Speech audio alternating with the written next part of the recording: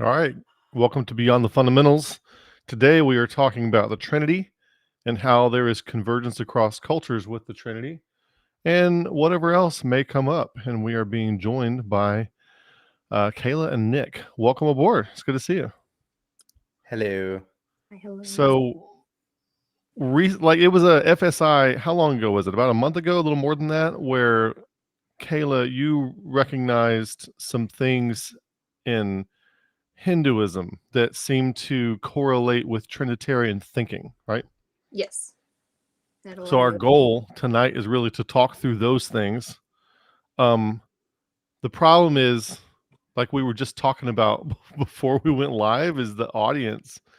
As soon as you start mentioning something like this, what were you saying a second ago, Nick, about Oh, well, I mean, Kayla had mentioned, I don't think she'll mind me saying this, but she had mentioned that, when you're coming out for whatever reason, it seems like whenever you're coming out on especially a Christian YouTube channel or a Christianized audience, whether it's on YouTube or it's even in the public sphere at all, not on the internet, that there seems to be this strange phenomenon where there's this hypercritical, default position that everybody's in before anything's even said. And it's not like that critical position is one where it's critical in explore mode or critical in, uh, let's say, an encouraging way. It's very much critical in I'd almost dare say a hateful way, where yeah, it's super egoic and defensive and interested in preserving one's own ego attachments or ideological attachments. And you see that in the comments and stuff like that. So I honestly, I don't really see that sort of a default position from an audience, say, in a like maybe a more secular, a secularized channel or a secularized community. I actually think that they're a little bit more open to new ideas right, and right. allowing, and they're a little bit, their default position may be a little bit more of a healthy criticism, where they're still encouraging the birth of new thought or exploratory thought or unformulated thoughts, but with, a sense about, hey, maybe we should steer it this way. Where I feel like a lot of Christians uh, attach their dogma to their criticisms, and therefore it becomes an entire tradition of dogma that is criticizing the individual rather than the individual audience member giving their own original thoughts on just what they Yeah, see. it's like You they know what I can't mean? really think. It's almost like they're walking around blind. Almost like when you're trying to help a have you seen those videos on YouTube where they're trying to help an animal that's been stuck, like a wild animal that's Yeah. been stuck, and even though you're trying to help the wild animal get out of the barbed wire fence, You mean or like a ram caught in a thicket? yeah, even though they're trying to help the animal get out of the barbed wire fence or whatever it's caught in, the animal is still snappy and skittish and jumpy. Yeah. And a lot of, I remember being that way and being surrounded by it when I was like in fundamentalist type Christianity, and everything that hasn't been explicated is the devil in something like this. If we haven't explicated it, there we go. It's the devil. And what that would mean, even if it's right, even if your explication of the reality is right, something like this, as soon as something is explicated, it is still data reduction, data compression, and it's Mhm. still less than 0.1% of everything that's available and true. So even if the explication is true, even if all your doctrines are correct, there's still less than 0.001% of the truth that's available. So you have committed yourself to the limit case of what might possibly be the case, and you've cut yourself off from more than 99% of the truth that's available to you. Yeah. I Yeah. have this verse, unless you want to say something else on that. I have a passage I want to start off with. Well, I just wanted to bring it back around to, kind of the the position that Kayla and I, more so than you, were have kind of experienced. I mean, I know you experience it. It's just that you have a lot more of a skill set to be able to deal with that phenomenon than the two of us. So I just wanted to put that out there, as kind of almost like a yielding of a vulnerability that Yeah. and I have, that I'd like to use in a more, I guess you could say, offensive way, where it's like kind of like just sort of keep your mind in a place where you're aware of the things that are going to try and make you snap at some things that you might hear, um and stuff like that, because honestly, when you're in a position where you're trying to encourage an opening of information, Right. a reduction of that data Mhm. through the proper precise words, when you're engaged in that ebb and flow, um, it's a lot of fun, and you really never know what might contract out of it. So Alana says hi. yeah. So it's kind of interesting how after having gone to that debate back in February that a lot of people got to meet who had never met before. I have this slide deck here, and on this, okay, Acts 28 is one of the key passages that I go to when it talks about convergence of these kinds of things. Paul starts talking to people who are worshiping. He says, I found an altar with this inscription to the unknown God, Mhm. whom therefore ye ignorantly worship. Him I declare unto you, God that made the world and all things therein, seeing that he is Lord of heaven and earth, dwelleth not in temples made with hands, neither is worshipped with men's hands as though he needed anything, seeing he giveth life and breath and all things, and hath made of one blood all nations for men to dwell on the face of the earth. And at the term of the times before appointed in the bounds of their habitation, that they should seek the Lord, if haply they might feel after him, though he be not far from every one of us. For in him we live, move, breathe, and have our being. I added breathe to that, didn't we? As certain of your poets have said, for we are also his offspring. For Mhm. as much then as we are his offspring, we ought not to think that the Godhead is like unto gold, silver, stone, graven by art and man's device. In the times of this ignorance God winked at, we would say winced at, but now commandeth all men everywhere to repent, because he hath appointed a day in the which he will judge the world in righteousness by that man whom he hath ordained, whereof he hath given assurance unto all men, in that he hath raised him from the dead. So when it comes to the reason I'm using this verse here or displaying this verse is because I think that there is convergence from other cultures and traditions. And here, the way I look at it is this: we are all living in the same creation. And if God really did create this, if someone else is looking at God's creation, they will start to see the same patterns everybody else does in God's same creation. And sometimes we have perspectives that aren't very full. For example, if you look at the shadow of a cylinder from one perspective, it might look like a circle, and from another perspective, it might look like a square. Neither one is correct or wrong. They're just not complete. And if you just have the shadows and you don't see the full three-dimensional image, it can look like they contradict. Okay. So my understanding of these kinds of things, somebody will mischaracterize what I'm saying as like, oh, you're saying that all religions are the same and they can all be followed. It's not what I'm saying at all. What I'm saying is that in God's creation, God put all these different people that he created out in all these different places, that they should seek the Lord, if haply they might feel after him. So everyone's out there feeling after the Lord, whatever the Lord is. And so they would come across some similarities that if the Lord revealed himself in something like scripture, then somebody examining creation might come across some similarities to what is revealed. And I think that they need to match. Whatever God gave us in his creation would need to match a proper understanding of what's revealed in his word. And there's this thing, as we're going to look at Jordan Hall in a couple of minutes, you cannot judge a paradigm from within the paradigm. It has to be corroborated from outside the paradigm. Right.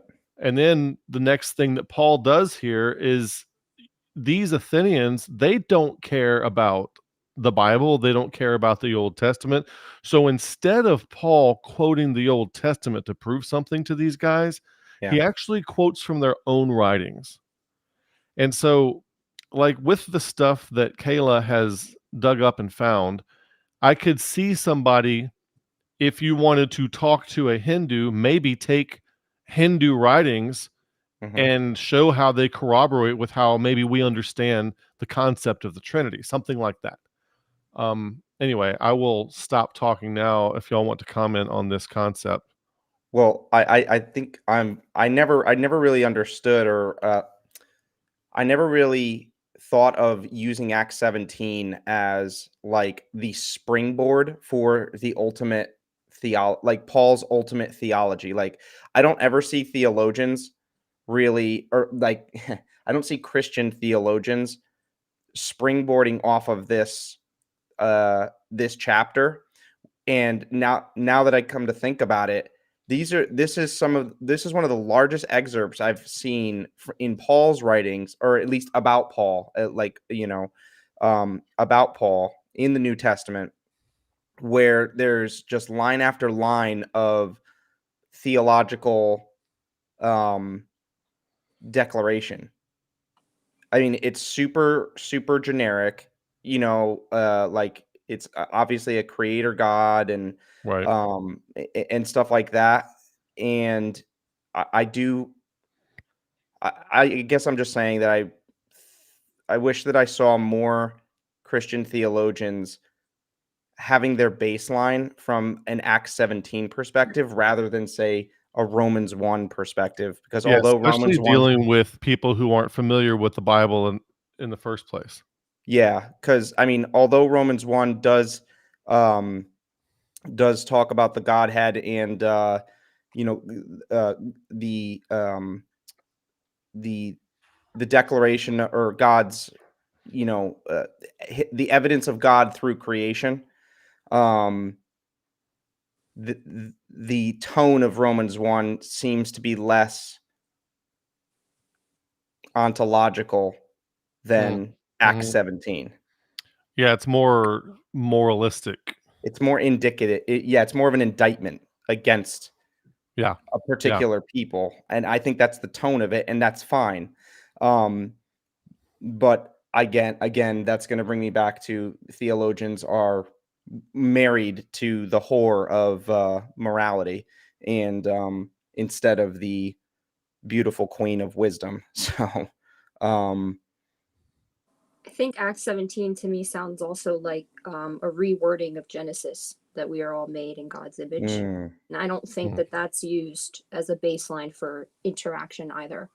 Um, yeah, but I find that if you look at the world and you view cultures across the world as swimming in God's creation, just swimming and being a part of it. They're alive. They are in Him. We live, move, and breathe. It doesn't matter what you think. That's what you're doing. You're alive, whether you yeah, know it or you not, or you don't. that's Then, true. if you're conscious and you're aware and you're just kind of paying attention to what's going on around you, it makes sense to me that these people are going to notice patterns. They're going to say, "Hey, I jump off a cliff, I die." Like Yeah. these are things that people will notice, and if they notice these things that really make their lives better, and I think that's what a lot of major cultures, when they write things down that they're trying to pass on, they're trying to mm, pass things that will make the future better for people, I think. Mhm. mm, And if that's what they're trying to do, then I think there is wisdom in that. You can find a lot of convergence, and I think the intent matters. And if their intent is, I want the future to be better, I want my life to be better, and I care about what the truth is, then I think there would be a lot of convergence naturally. So you would bring in like the way Jordan Peterson would say, like, why did this story last for so many thousands of years? Why do people keep telling this story? There's got to be some kind of perpetual truth to it that everyone still keeps rediscovering every generation. Why do So wha- humans dream the same dreams?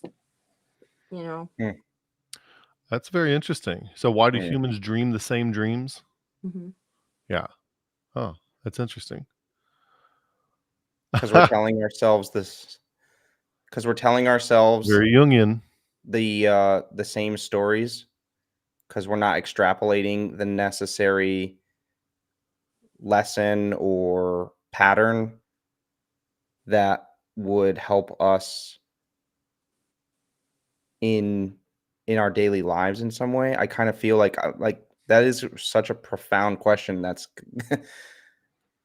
that I'm really thinking about. I have like the same dreams over and over again, and they're always kind of in like a slightly different variation maybe. Like there might be a different aesthetic to it, Yeah. but the pattern is similar. Yeah. Why do we keep getting hit with this pattern? The Waitster, he asked this question: are y'all going to be presenting the Trinity or Godhead as a cultural invention? And that's the kind of thinking we were talking about at the beginning of this, where everyone's but but it's a good question too, because that's not what we're doing. What we're saying is basically this: if what we find in Scripture is true, if what we find in Revelation is true, like if we can synthesize the Trinity from Scripture, God the Father, God the Son, God the Holy Spirit, then it would also make sense that other people have also synthesized the same thing from their observation of creation. Yeah, and I don't necessarily think that we're presenting anything. So it's like a Like validation. Yeah, we're not presenting it. Yeah, it's kind of like a validation. It's like a when you see the same pattern show up elsewhere, it's like a validation that the revelation that you have is that has actually like touched the root of reality. yeah, like I don't necessarily even know what I think about um this whole topic in this moment right now anyway. I'm trying to think through it actively afresh. I'm not trying to bring Right, in, exactly. everything that my parents taught me about XYZ or about the Father, Son, and the Holy Spirit. Like I'm not thinking about that. I'm trying to think about what's put in front of me right now. There's nothing to present except what I extemporaneously see in this present moment. That's it. So just to kind of lean forward about speaking of the present moment, I want to show this. I have a quotation from Jordan Hall from this video that we watched. And so I want to show that, but I'm also like the way the threes show up, what Kayla, we have some slides that Kayla sent for those of you who don't know, and we're going to look at that. But the way, like eminent domain metaphysics, Forrest Landry, who I think he claims to be an atheist, has basically discovered what we think of as the Trinity in eminent domain metaphysics. You see, and then you see it somewhere else, and then the things that you've talked about, Nick, that you see in like Plato's Republic, there are some triads there. Yeah. In the game Zelda, there are Mhm. some triads there. There's just this endless repetition of these triads that we constantly see. Yeah, and I think that if we stay focused on the those kinds of patterns and those kinds of things that each one of us as an individual is kind of observing in the world, then we might come out of the conversation with something kind of neat or insights that might be helpful to the audience or to ourselves. So yeah, that's what I would stay focused on, not presenting any kind of already hashed out tradition or dogma or anything like that. Like get a new perspective, a fresh perspective, a current present tense perspective on the notion. So before I show this, I'm just gonna I've been following Jordan Hall pretty much ever since the emergence of the um IDW. yeah, the IDW. I keep wanting to call it the ideological, but it's the intellectual dark web. The intellectual Maybe it dark is. web, kind of like well, kind of like after Jordan Peterson seemed to kind of be like the spillway that washed out, and then we get introduced to all these other people, like John Vervaeke, like Jonathan Haidt, like Jordan Mhm. Hall, Daniel Schmachtenberger, the Weinstein brothers. There's like this flooding of access, almost sudden access to all this other information, all these other people Mhm. that were kind of like behind closed doors and behind curtains before, and now it's all out there, which is very interesting. So Jordan Hall has recently converted to Christianity, which I will be honest, like That's wild. I was afraid because I've been listening to Jordan Hall um, for a while and been getting a lot out of what he says. Since 2018, I've been listening to Jordan Hall and reading his stuff. And I do not get a lot out of your standard stage 3 Lord of the Flies Christians, your Animal Farm Christianity that we have going on around the United States. And I was afraid that when he became a Christian, he would downgrade into that version of Christianity because that's the only version of Christianity that's available to us. Mhm. But when I listen to him, I get a little twinge of that every now and then, but I actually feel like he's doing a pretty good job of keeping the good that he had and recognizing the patterns and kind of moving into an embodiment of those patterns without like basically I was afraid he would go from like stage 5 down to stage 3 if you put it in Fowler's terms, but he does not seem to be doing that. So I don't know if this will. I don't know if this is an irony or if it will at some point. If it are, I don't know if it already has or if sometime in the future will come full circle. But it was Jordan Hall and Daniel Schmachtenberger that kind of had an open conversation, Mhm. and it gave you this whole overlay insight into the Ephesians 4 edification model. Yes, yeah. The two of them I just think it through was just Jordan Hall. I think it was just Jordan Hall and David Fuller on Rebel Wisdom for that particular piece. But it was nested contextually in my life at the time in all of those other conversations.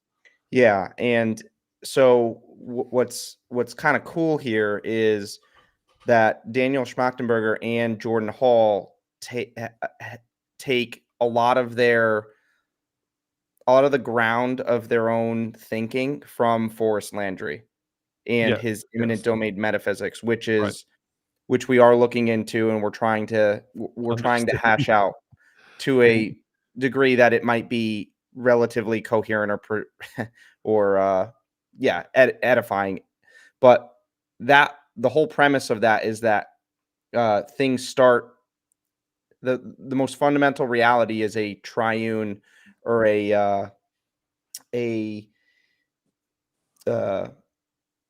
that the ground, like his metaphysics is something like the ground of being is resting on a triunity in some way. Right, yeah. So and then also it seems like Jordan Hall's I think one could make the argument that if it wasn't for Forrest Landry, Jordan Hall would not have converted to Christianity. So that's exactly where my thoughts were going that I wanted to make. So yeah. So So I don't let's know look at what point that might come full circle for us or whatever. in this video, and I have the link right there if somebody wants to go watch it. That's the name of the video if people want to go watch that video. He says, so from a point of view of transparadigmatic mind, a lot of these, and I'm saying this, I just ran this through AI to get the timestamps in it and punctuation and grammar. So if it's not exactly correct, I apologize. So from a point of view of transparadigmatic mind, a lot of these questions become what I would say now is actually, by the way, faith, FYI, because you can't rely on an existing paradigm to verify the reality claims of that paradigm, particularly when that paradigm is unable to bootstrap itself into existence, which none can. So therefore, and I would pause there to say that when we think of Christianity, we're actually not thinking of the Bible or Christianity as presented by Jesus. We're typically thinking of it as it's been filtered through paradigms until it got to us. Mm-hmm. So we're typically thinking of it with unnecessary paradigms by time we start, writing our little books and nonsense about it. So therefore, I'm not particularly troubled by the notion that a particular worldview imports notions that are in violation of another worldview, because I know that other worldview imports notions that are in violation of its own worldview. It's already incoherent in itself. So the fact that naturalism is incoherent means that I don't feel it's overly burdened when I rub up against its edges. It's already I think it took out the cussing here. It's already BS is what he says. It doesn't bother me. That's okay. And he's talking about scientific naturalism there when he says that. So then I say, okay, well, what are the bases here? Well, one, let's see, in order. Well, I don't do it in order historically. I was dealing with the Trinity here and dealing with things like historicity here more or less at the same time. And I, at this moment, can't actually remember which one landed first. I think probably historicity landed first because the problem is bigger. The Trinity problem is bigger. The historicity was something like, I feel very comfortable with the notion that a very large number of people really did believe that that's what happened. and talking about the resurrection, and they evidenced it in a way that is very high standard of evidence. So in terms of the historical narrative, the notion that the events that were written in the synoptic gospels occurred were more or less the way they did is probabilistically well above my epistemological threshold of truth, meaning that a lot of people believed it, and evidence they believed it strongly, at least as likely as Kennedy was assassinated or the Challenger blew up, is in 2 generations from now, take it back, at least as likely as Pearl Harbor happened. So he's saying the context there was the resurrection of Jesus of Nazareth. And he's like, well, based on the historical documents, it's at least as evidentiary likely as the events that we take for granted, pretty much.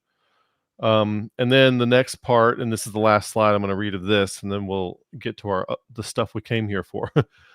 And so then you have to deal with the ontology or something with metaphysics of, okay, how does reality work? And for me, that was the work with the Trinity, because of course the Trinity, if true and by necessity, is as deep as you can go into the stack of metaphysics. And of course it correlates so nicely with the Neoplatonists that we actually kind of wrestle with both simultaneously and say, okay, people who have been working at that kind of stuff very diligently at the philosophical level butted up against very close to the Trinity on their own.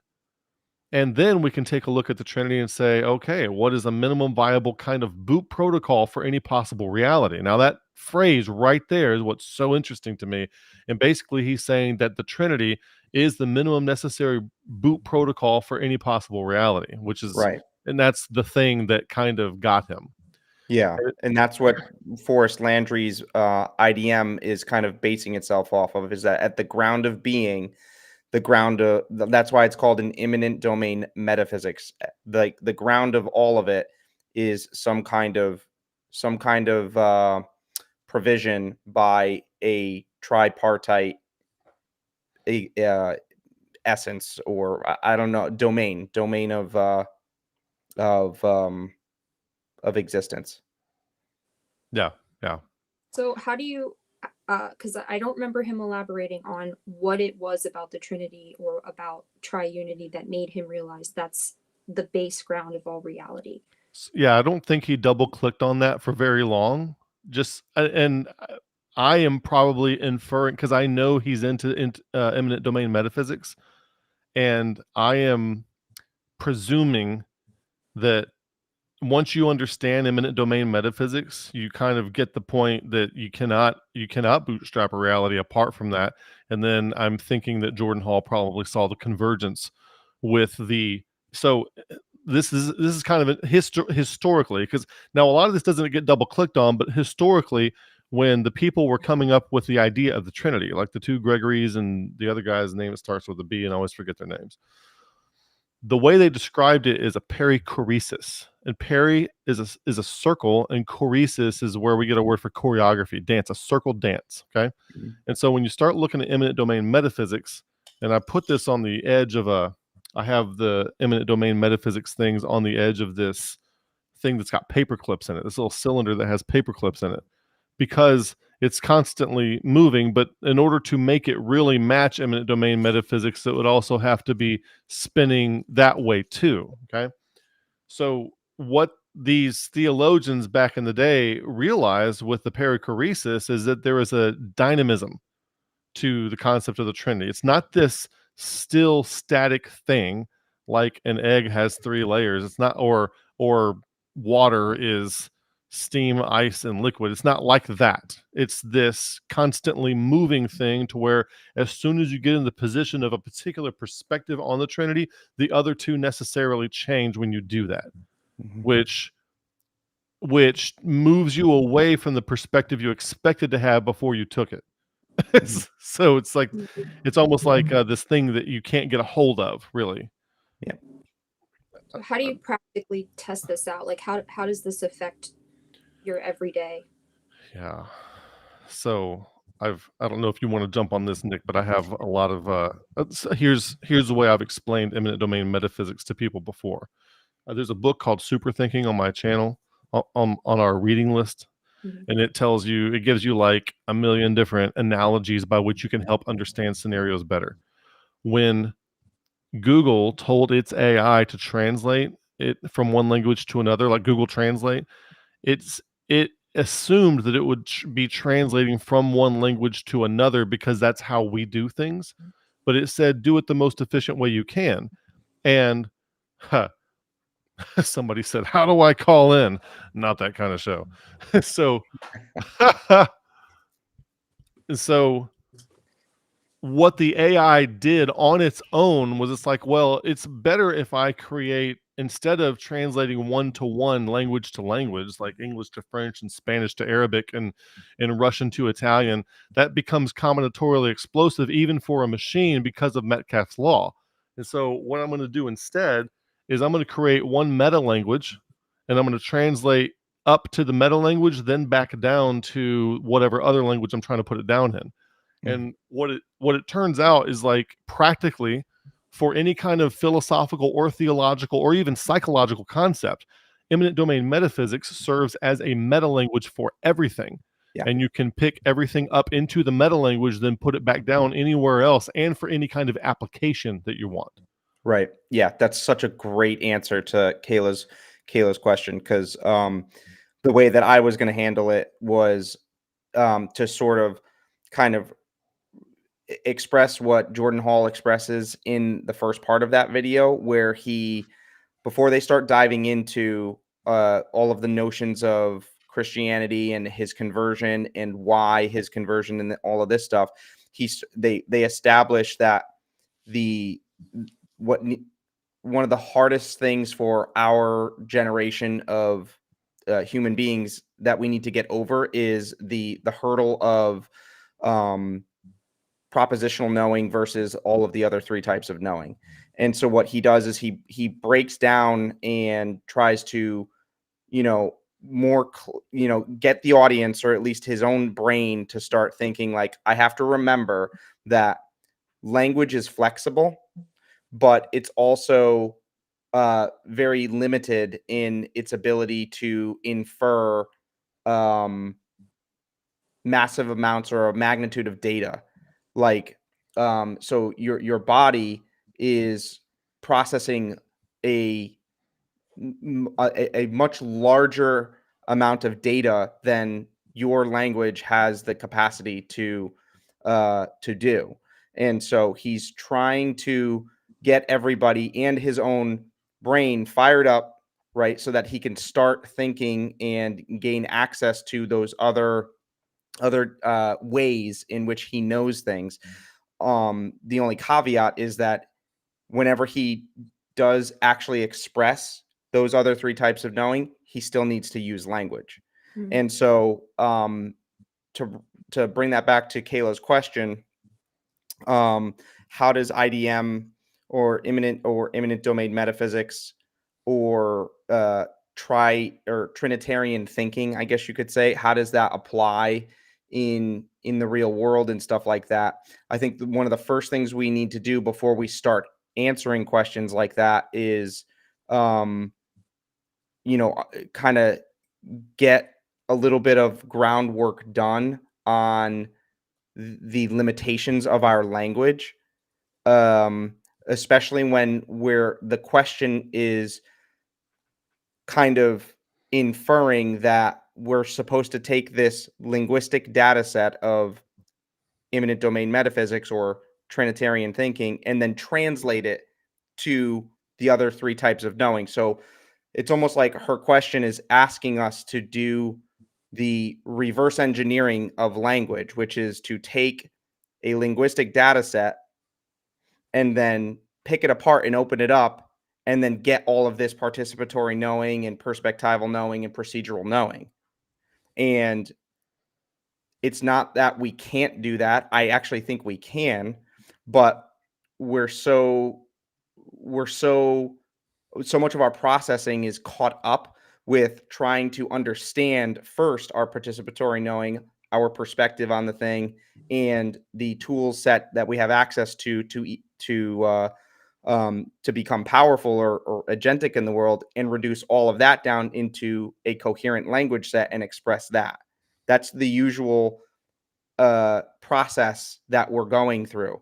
And so before we actually do the reverse of that, which is to take Forrest Landry's imminent domain metaphysics, or Jordan Hall's understanding of the Trinity, or the biblical data on the biblical linguistic data on the Trinity, before we can just take all of that linguistic data set and open it up and get all of this, hey, practical knowing, hey, this is how you should do this, this kind of thing knowing, we have to do a little bit more groundwork in the language space, in the understanding space, in the conversational space, and that might be a primary function of dialogue, is just that might be what the act of dialogue is it could be useful in doing things like that, re-engineering linguistic data sets that have already kind of tried to represent some kind of phenomenon in the world, and re-engineer that to like people say, hey, I'm going to unpack this idea.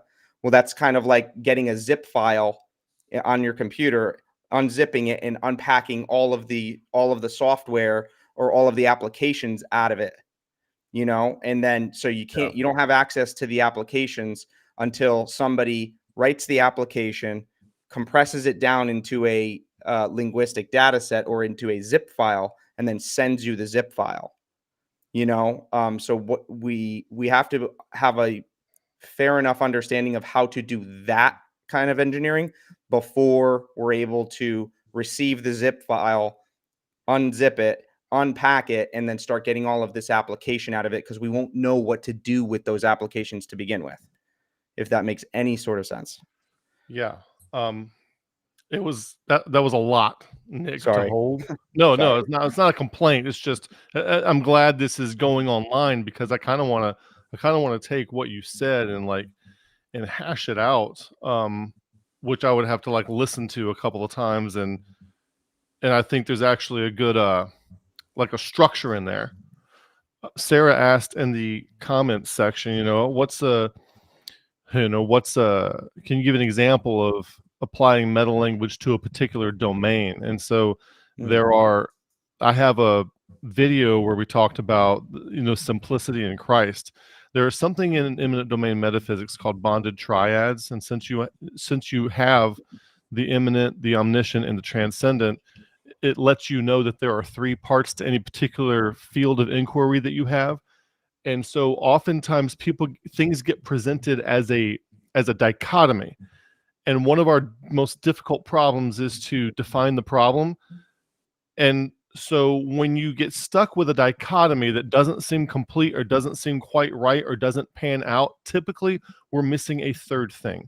And so it has helped us find things like bonded triads are part of it. They come out of immanent domain metaphysics. So for any particular inquiry, some of those bonded triads would be things like necessity, sufficiency, comprehensiveness. That applies to the atonement. Vision, strategy, and culture. Simplicity, complexity, clarity. Reason, intelligence, wisdom. These are some of the bonded triads that come out of immanent domain metaphysics, and then you can pick that up and you can put it wherever is applicable, and it helps you see these things more clearly. And it's this weird thing that's hard to explain, because as Nick and I have discovered, the more we try to think in the terms, the more it kind of starts to saturate the experience. And that's where Jordan Hall goes in his video. He talks about what is the lived experience of the person of Christ in my life, in the same way of what is the lived experience of sitting in front of the fireplace. Like, what are the qualities of it in my body, in my sensations, and the notions? How do I, he that doeth truth cometh to the truth, that kind of thing. Yeah. So it's hard to put to words, but that's where we're kind of going with it. There was something I was going to say about Hinduism, about how it. That was a really good question by Sarah, by the way. Yeah, it's a great question. Great question. If we, in our own, we have a past, present, and future. That's a bonded triad. If we have a space-time continuity, maybe we're missing a third there. You see, there's something like we're missing a third. There should be a bonded triad, and this helps you see that.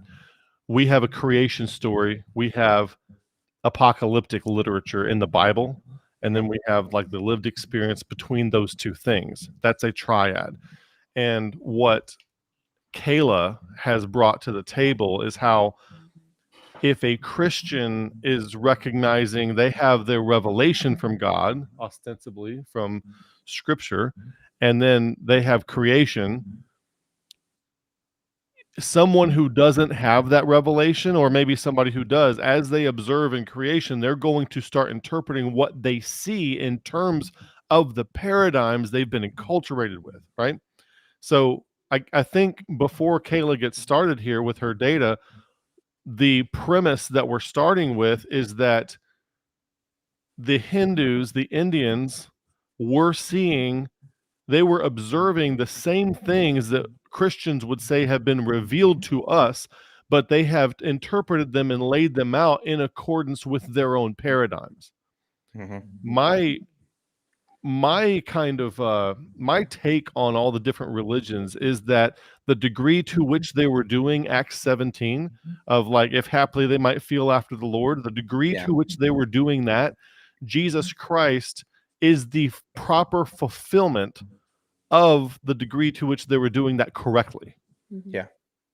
Does that make sense? Yeah. So it's, something like that.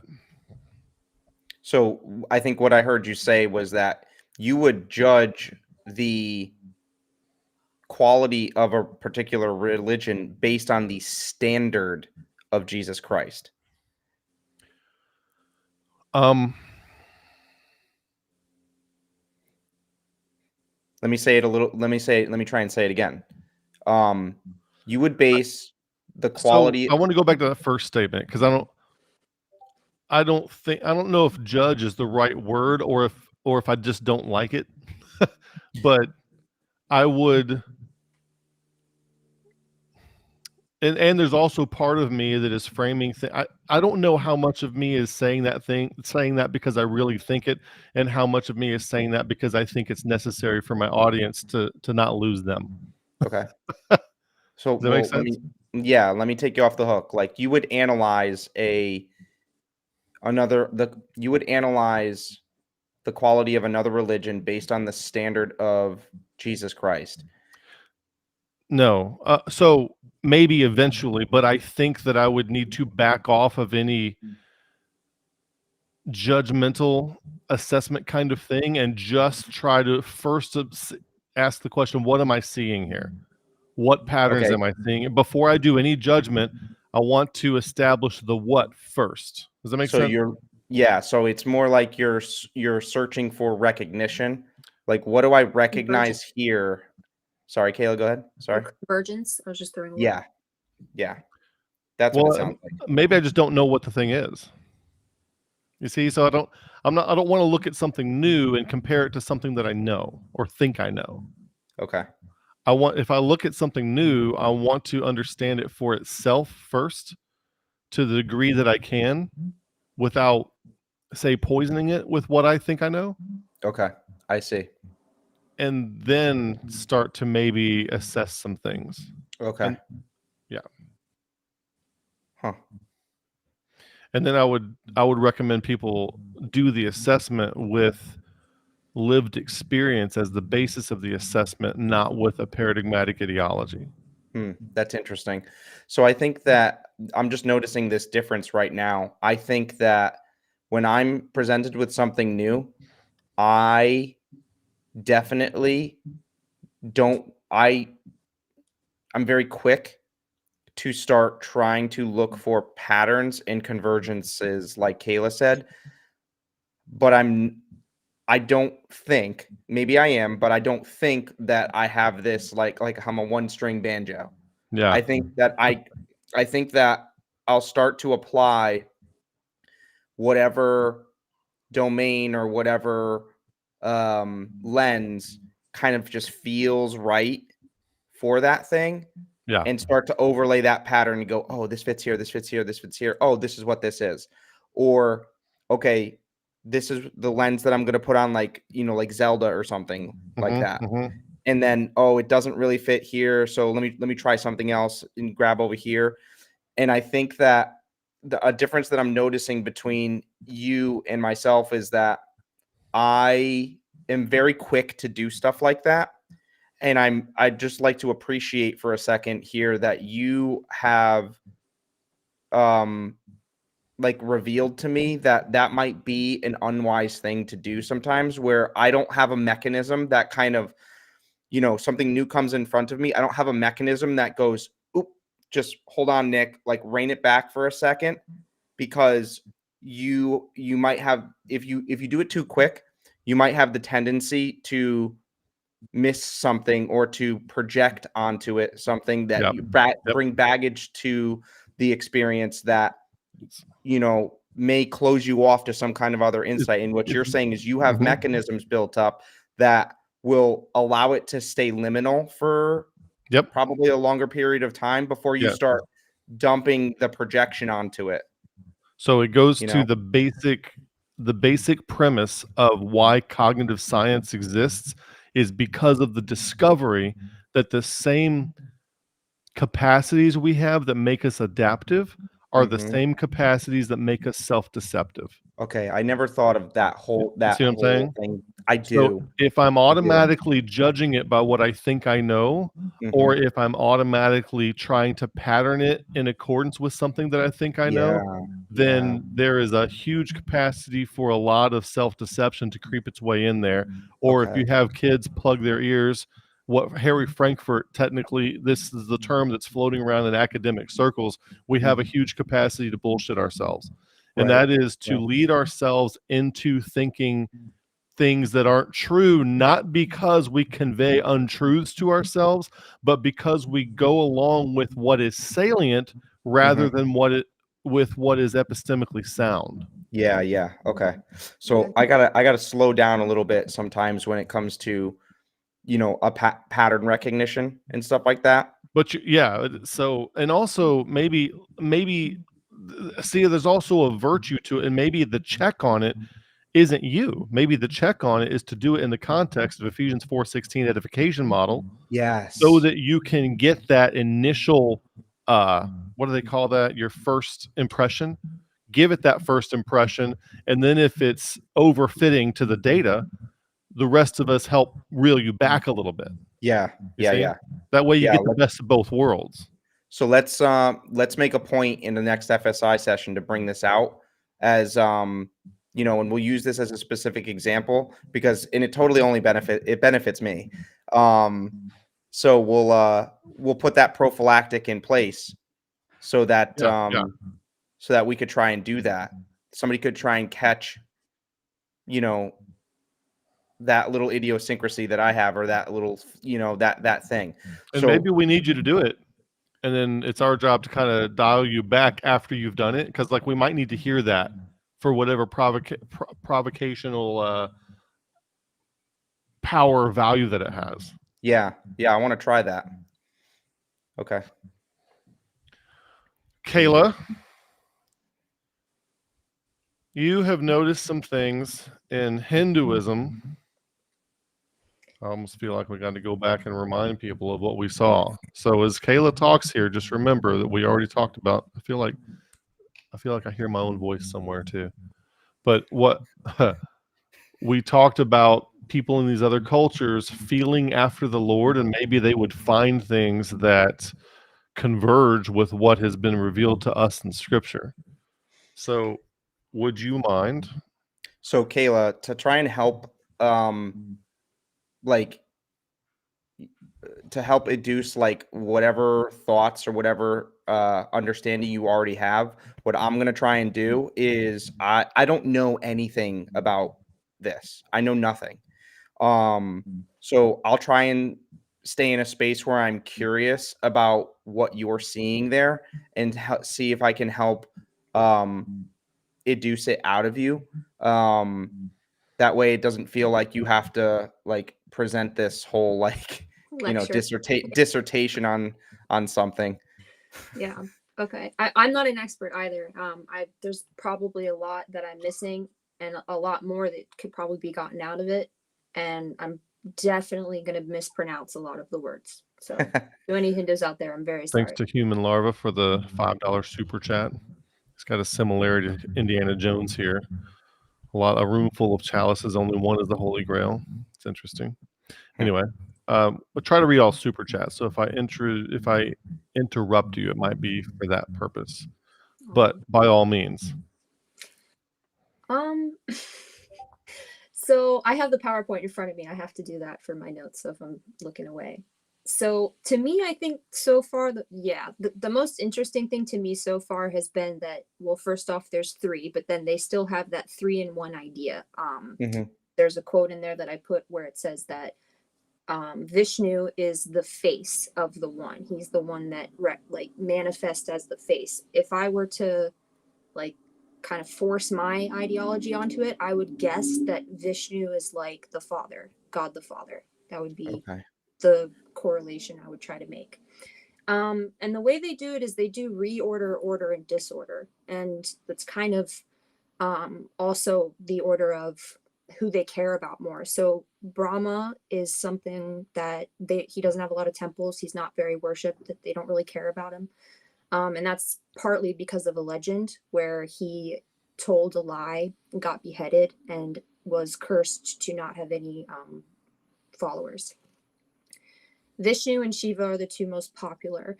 So when you said disorder, order, reorder, or reorder, order, disorder. Reorder, order, disorder. So that's interesting. That would be in keeping. So typically we say order, disorder, reorder. And you're saying reorder, order, disorder. So that's almost in keeping with imminent domain metaphysics, to where when you shift the perspective, the things are still in you're just looking at it from the other side of the circle, if you will. The circle dance has rotated a little bit, and they're seeing it from the other side. Right. So you've got this brand new creation that happened. You're trying to maintain it, but then it's going to get destroyed, and then the cycle will start anew. So that's something that I've never really thought about, because when you think of creation, so I think in Western culture, I think we're more likely to start with Kevin's little IDM paperclip holder. We're more likely to start with the perspective that it's order, disorder, reorder. But when you shift, or when you hold it still, but you're starting from a different perspective, you're seeing reorder, order, disorder. What's interesting about that is the notion of creation is so in this Hindu example, that's how a gap theory person would see creation. They see it as a reorder. Right, because there has to be something already before, so it's not ex nihilo, it's not something out of nothing, right. Which is a very interesting cultural difference, where I would love to ask somebody, this is the sequence that they have it in intentionally: reorder, order, disorder. Is that right? I'm not sure how intentional it is. It seems a little unconscious to me. Okay. But it tends to be like that, in that order. Yeah, to start with reorder. I guess the only thing is if you start with reorder, I don't know, and this could be my Western brain talking here, but I don't know how you get to a coherent origin. There's no starting point. Everything is always continual if you start with reorder, because there has to be something prior every single time. Does that make sense? If I'm understanding, yes. I think they do have part of their tradition that they really believe in is reincarnation. So there is this past that you're coming from that you don't remember, and you're back in it again because there's still something else you have. Well, there's also a whole cycle of all of reality. It's like a multi-million year cycle, and the way they see things of all of reality. It's a reorder. Okay, so I guess what I'm trying to avoid is an infinite regress. You know, like, so with their, and again, I don't know how true this is. I'm just with one of the reasons why I think Western theologians or Western thinkers start with an origin story is so that they can avoid the paradox or the difficulty of an infinite regress. So if they have a starting point, and you know, with God created out of nothing, order. Here we go. Order. Then everything fell apart at the Garden of Eden, disorder. And then the whole Bible is the reordering. And then that's how the pattern is set. But there's a starting point to everything so that there is no infinite regress into, okay, well, who created God? And who created that God? And then who created this and who created that? And over and over and over again into a cycle. If the world's on the back of a turtle shell, then what's the turtle standing on? Right. On another turtle shell. What's that one Exactly. standing on? So maybe more Eastern religions don't see an issue with the problem of an infinite regress. Well, they have a non-linearity associated with time. We in the West have a very linear concept of time, and they're very comfortable with non-linearity being associated with time. Which there is a one of the, I can't find this off the spot right now, but one of the bonded triads has to do with like cyclic time, and there's 3 things with time in the bonded triads. Okay. So anyway, I thought that was really interesting.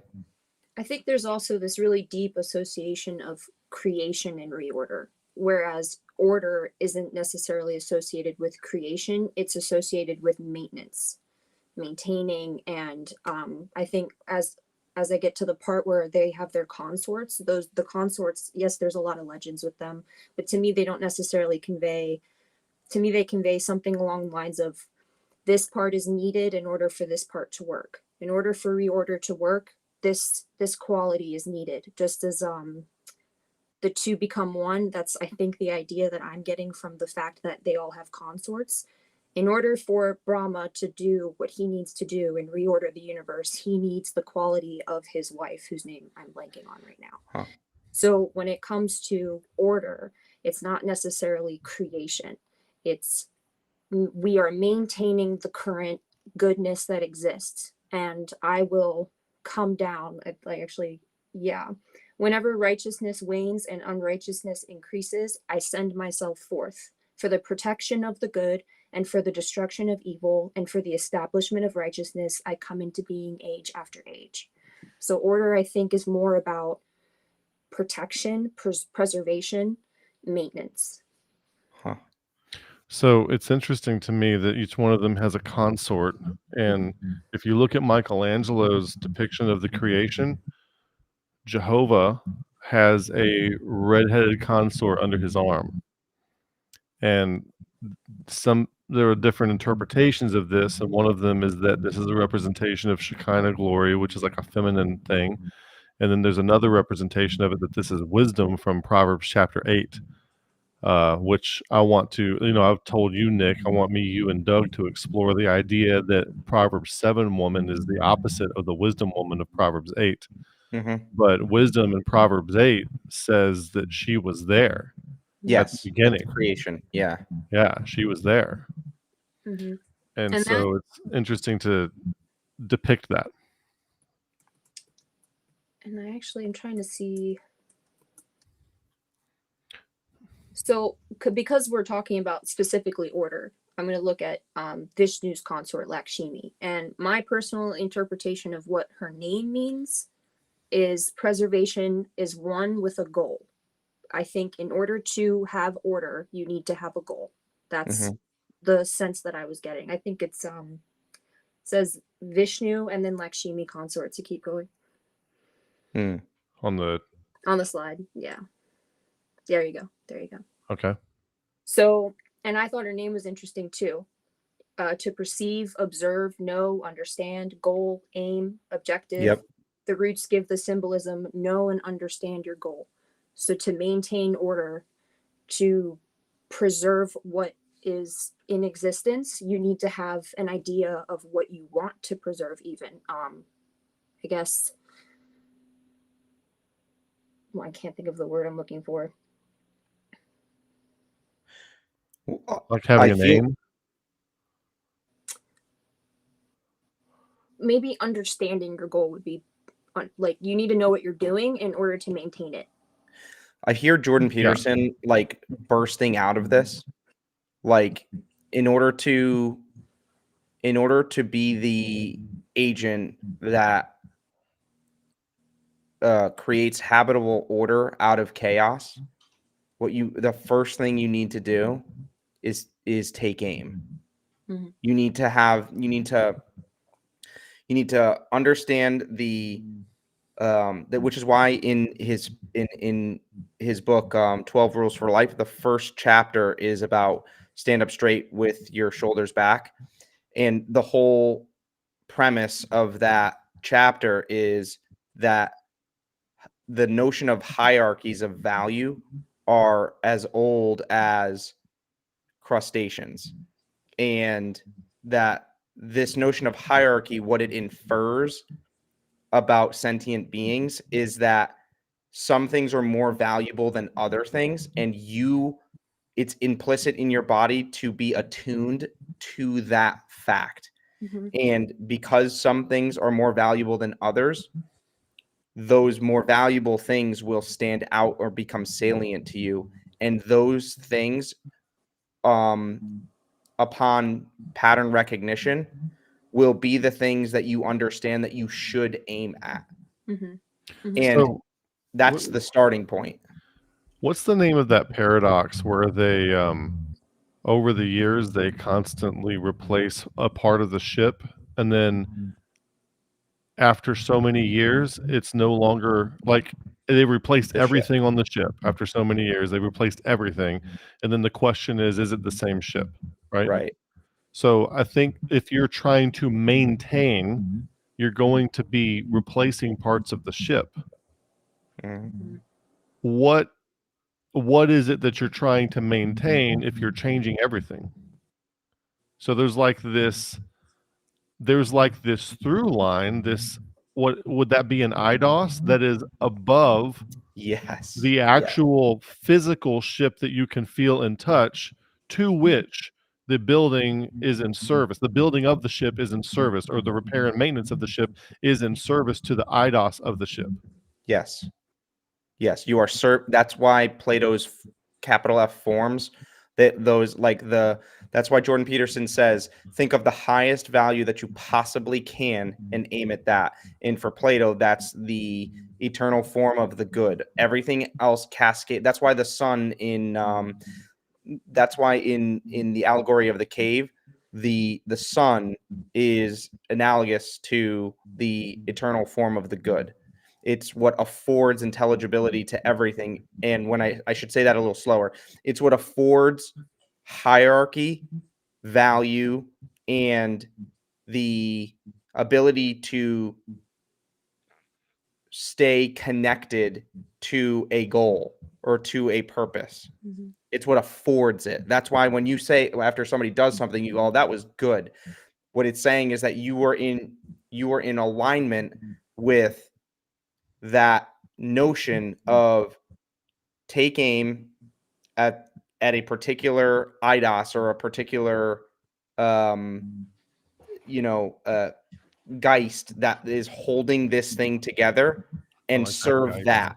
Do the thing that serves the maintenance and the propagation or the preservation of that, not the actual not the physical ship.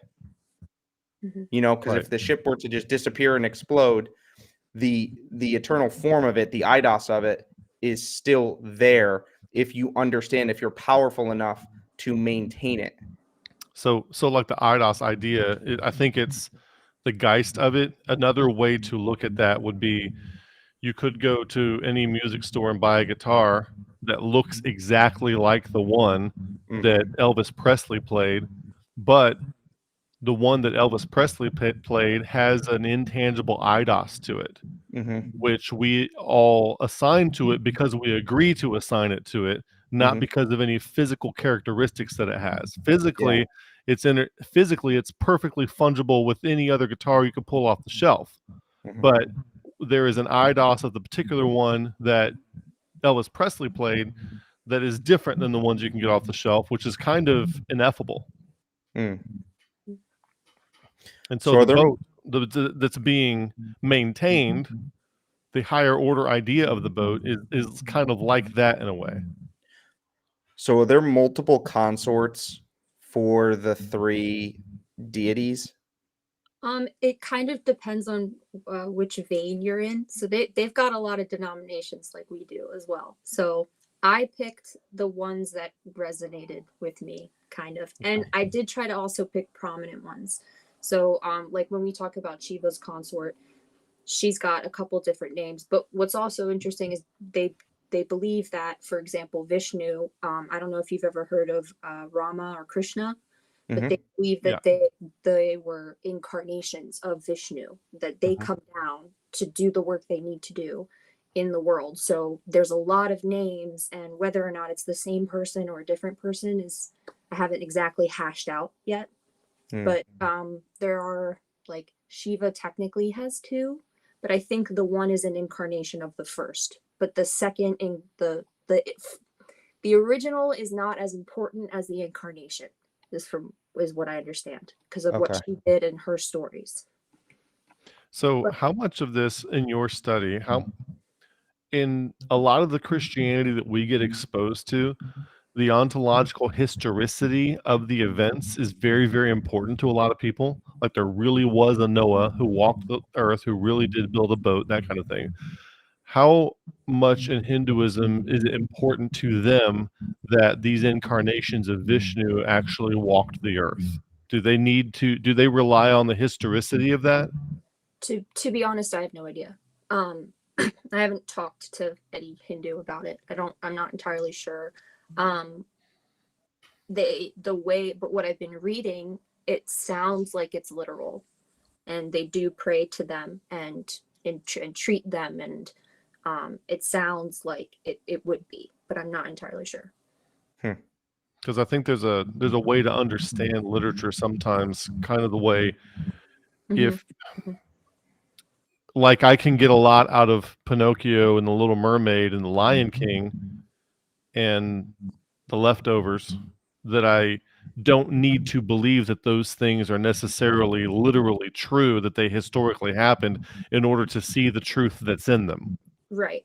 And in That's my understanding, yeah, in the East, some of these stories are taken that way by people. Like there's a reason they survive thousands of years, but maybe that particular one, that kind of thing. well, Sati, the Shiva's consort. There's actually a Hindu practice that's called Sati, and it's when a wife will be burned with her husband, because in the legend, in order to maintain Shiva's honor, she walked into a fire, and so that became something that they took very literally and started doing throughout their history. And it's literally named after her. It's called Sati. I don't like that. Me neither. But just real quick, back on the about everything you guys were saying about having an aim and a goal, because I wanted you guys to keep talking about it. I thought it was very interesting, and I think something that's cool about the way that Lakshmi is presented in iconography, the positions that they put her hands in and what she holds, I feel like it hints at what your goal should be, how to pick a goal, maybe. So Can we look at it again? Which one is that? What does it say on the slide at the top of it? Vishnu Lakshmi consort. Okay, here we go. So she has one hand down, and that symbolizes offering a boon. So there's a reward to be given. Offering what? Offering boons. I have them bolded individually. Oh, I should probably read that. So she's got one facing outward. It's this one that goes up, and this means fearlessness. And she's got one facing down, and this means offering boons. She's holding a lotus, which symbolizes enlightenment and your duty to maintain righteousness. And then finally, the flag symbolizes surrendering to the divine. So the way I understand that is that the goal that you have should align with those four principles, perhaps. Wow. Yeah. Huh. I don't know what the boons mean. Boons, offering boons. There's a reward to be gained. A reward. Yeah. So one of the things I find interesting is that when we do talk about taking an aim, or trying to, in a hierarchy of value, kind of scan the salience landscape and zero in on what's the most relevant, what's the most important thing, we think of that in our analogies and in our stories, like as if the character is actually a hunter. Mhm. So we're like somebody who takes aim is hunting after something. But in this instance, it's actually preservation that is, or I'm sorry, yeah, it's preservation is the is kind of the goal of taking aim, instead of like maybe hunting, or maybe that's what the boon is about. Is it's like, if you do take aim at these things and you do it properly and you make the proper attention offering, like John Vervaeke says, like you have to listen to your language when you say you are paying attention. You are offering your attention to something, and there might be a boon or a reward for that offering, for that proper attention, giving. And if you maybe this will help clear it up a little bit. If you go back one slide, so that bottom picture there, that's a very common image. It's Vishnu and his consort displayed together, and he is sitting on the coils of a serpent.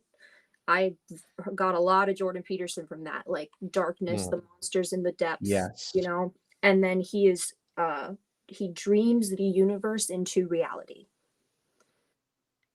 So he has a goal and he's trying to maintain something. And the other part too is that these three, they're not entirely separate. They're very much one and the same as well. So Vishnu, who is also associated with goodness and order and harmony, also is considered to be Brahma and Shiva. He is them as well. It's just a manifestation of himself that is needed for some reason in the current reality.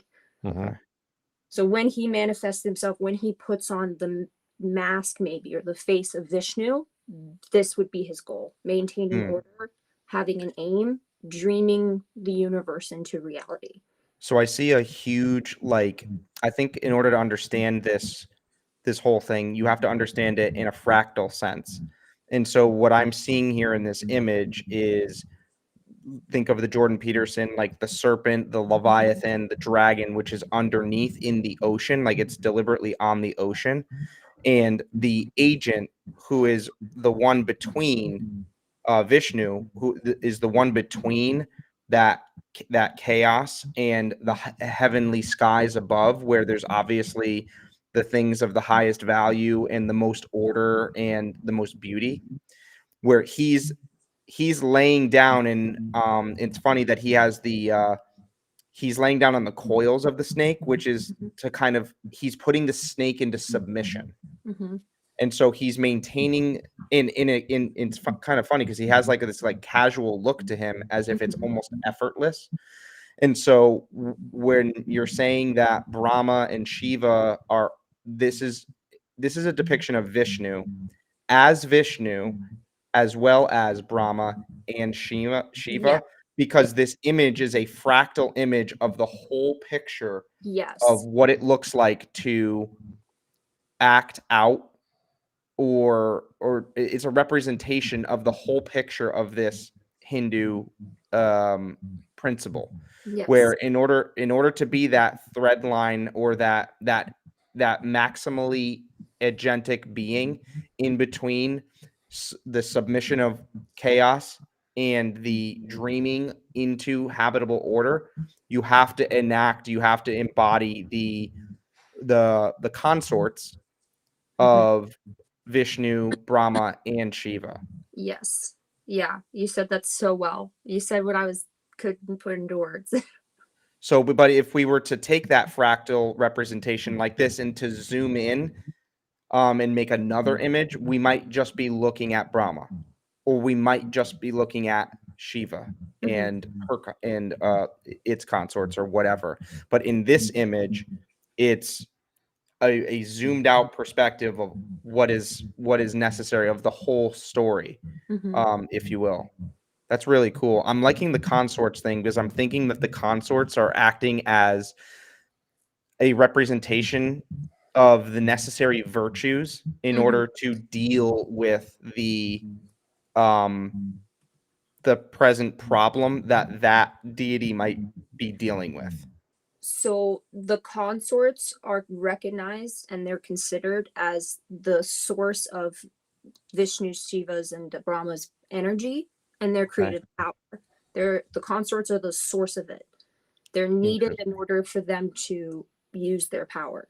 Like, in order for God to create, wisdom had to be there. Right? Yeah. Right. Absolutely. Because if wisdom is not there, then you wind up with a chaotic creation. Yep. In order for Vishnu to dream reality, he needs to have a goal. Huh. There's so much to think about there. Yeah. And it's crazy that all of the images are so, like, when Kayla, when you were kind of interpreting I found myself just like looking for patterns, looking for it, like allowing my body maybe to like try and interpret the posture. Like I found myself contemplating, and enjoying, scanning through that image almost as if it was a piece of art that was trying to communicate with me something. It's a very dynamic image as well, because like if you look at one of the only complaints that I have about the Orthodox church is that their iconography is amazing. It really is. However, it's two-dimensional, and I think it's two-dimensional intentionally because it's supposed to remain as a representation of something that you're supposed to see through, right? It's not the real thing, and it's two-dimensional to protect you from thinking that it might be three-dimensional. However, they're not very dynamic, like that statue is and stuff like that, so they've got a lot of very strange pieces, but they are fun to look at if you have time to yeah yeah they're interesting. So what are we looking at next? Well, this whole thing of the lotus, I just want to throw this out there.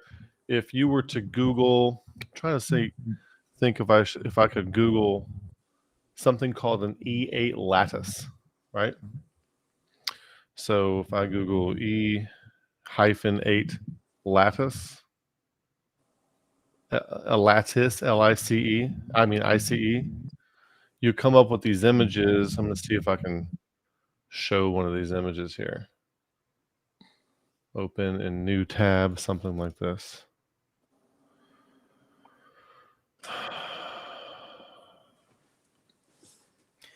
So real quick, I'll just say them while you're doing that.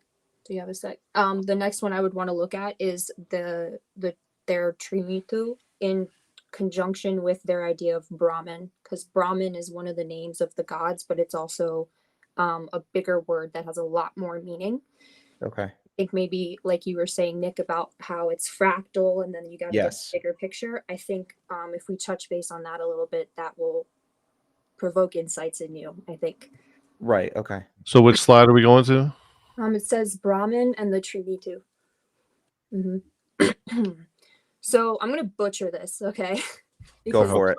This is such a complex concept that I still can't wrap my head around it. But from what I understand so far, there are two particular words that are kind of like their basic of I guess part of their worldview, metaphysics. Yes. Okay. Do you mind if I interrupt you just for a second here? I kind of want to take an opportunity because the lotus shows up so much. I think it's very interesting that mathematicians have discovered something they call the E8 lattice that they say is a representation of the multidimensional reality in which we live. Oh. And when they map it out, when you graph it out, it looks like that. And I have been thinking for years now that maybe one of the reasons the lotus flower is so important in these Eastern traditions is because they somehow came across the same information that our modern physicists have also come across. Mhm. But this is their understanding of the base fundamental reality, like like 48 dimensional reality kind of thing that represents in the E8 lattice. So I think that's kind of cool, and it hints to me that they are not only coming across things, similarities between what we say is revealed to us in scripture, but have similarities between what physicists are telling us for the last 50 to 100 years as well. Mhm. All right, where was I with this thing? I'm trying to reshare the screen here. Unlike some of my other programs, I can only share one screen at a time. So I didn't mean to interrupt you, but I think having that under the belt before, like as we mentioned the Lotus some more, I think that's important Yeah, that's very cool. consideration. So, Atman is the self. Everyone has an Atman, but you're not the Atman. I think it's kind of like what we would say your ego, because Okay. what is in everything, what is a part of everything, is Brahman. And so the universe is seen as a manifestation of Brahman, and all living beings are seen as expressions of divine consciousness. Mm-hmm. So the three faces that they're representing, the back face, the what it really would be Brahman, but not Brahman the god, the name of that particular mask, but behind that mask the name stays the same. You know what word we used to use for the mask that was worn in plays? It's called a persona, Mm-hmm. and it's where our word person comes from. And the idea is that every person is a mask of something of a higher order. Christians say we're all in the image of God. And in the East, I guess it's all, we're all characters in Brahma's dream. Yeah, something like that. Or we are Brahman. Right. And but we're wearing a mask, Correct. and we've essentially confused the mask. We think the mask is the person, so we are confused about who we are. We look in the mirror and we see that mask. We don't realize there's somebody under the mask, and that's who we really are. Yeah. So that's where the word person comes from. Some of their theologians say the same, that it's not Vishnu that you're really should be worshiping. It's the Vishnu that is in all. It's the Vishnu that is you. It's the Mm-hmm. it's the Brahman behind it all. Oh, that's such a good point. Oh, we need to, oh my gosh, we It's need the to, internalized locus of authority. yeah, we need to extrapolate that and put a Christian spin on that. What that would be saying is that you don't have to worship the God that's inside of statues or in temples or in churches or in this or that. You need to worship God inside of other human beings. Like, and maybe worship is too strong of a word for people to hear, but Maybe take the principle recognize. of the matter. Yeah, recognize. Recognize is good. Yeah. That's what the word namaste means, by the way. The most divine inner Does it really? thing inside me recognizes the most divine inner being inside you. Like Oh, you're seeing through the eyes to the thing that's really back there behind the mask. okay. That sounds more right to me. I think it also gives me a little bit more of a spirit or an encouragement when I am, blessed with the ability in a present tense to see the divine capacity or the image of God in someone else. You know what I mean? Yeah. Yeah, I think that's beautiful. It's actually part of an awareness that I've cultivated, not even willfully, over the last few years. I've talked about sometimes on the channel, and it's what I see when I interact with people. Yeah. And it's enjoyable. It's like watching Yes. the ocean or the clouds or a sunset, Yes. and Yeah, it's you can have enjoyable. that amount of enjoyment just by seeing that in another person. It's beautiful. Yeah. So like to double click on that, like I'm not gonna tell you to go to the slide, I'll just read it really quickly. This is a clip from one of their theologians that I just typed up and put it there. Is it on a slide? Yeah, 3 in 1. Got it. Okay. So the transcendental personality of Godhead is indirectly associated with the 3 modes of material nature, namely passion, goodness, and ignorance. And those would be what are called the gunas. So, and just for the material world's creation, maintenance, and destruction, he, which would be the Brahman, that's not the God Brahman, he accepts the 3 qualitative forms of Brahma, Vishnu, and Siva. Of these 3, all human beings can derive ultimate benefit from Vishnu, the form of the quality of goodness. Creation is made possible by the goodness of Vishnu, and when it requires to be destroyed, Lord Siva does it by the, I'm not going to say that. The materialists and the foolish human beings worship Brahma and Siva respectively, but the pure transcendentalists worship the form of goodness, Vishnu, in his various forms. Vishnu is manifested by his millions and billions of integrated forms and separated forms. The integrated forms are called Godhead, and the separated forms are called the living entities, or the jivas. So if you're integrated, you are called a part of the Godhead. If you are separated, you're just a living entity. Dude, this language is so different. But the thread line that runs through the main idea is so familiar. Does that make sense? Oh, yeah. Oh, yeah. I'm really happy you see that too.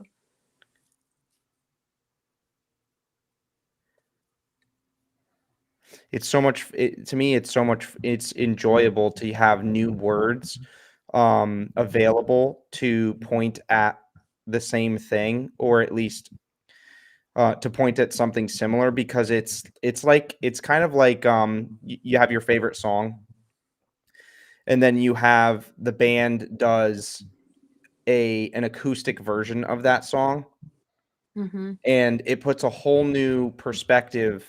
It gives you a whole new enjoyment. It allows different things to accentuate themselves and you feel a little bit more of an appreciation for the song as the song, or the idos of the song,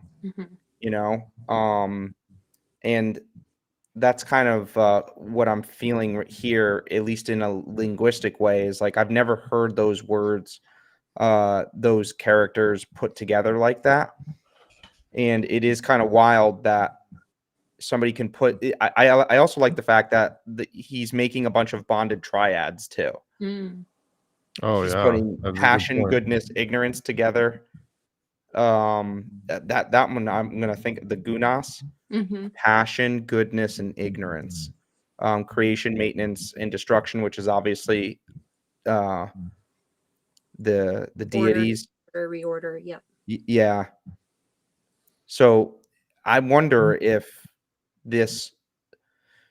what I wonder between this, Hinduism and Christianity, is that if Hindus are maybe trained more implicitly, like I'm thinking of like a Hindu child or a child who is learning Hinduism, if they're spoken to in this way with all of these triads together and these threads put together, I wonder if they would be more intuitively in sync with kind of like imminent domain metaphysics thinking, or like tripartite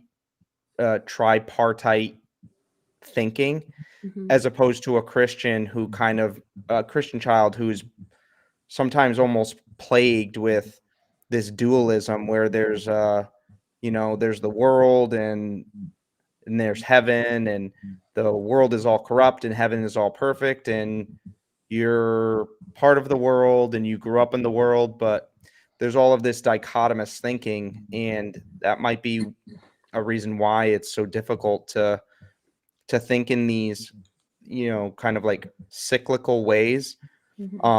Like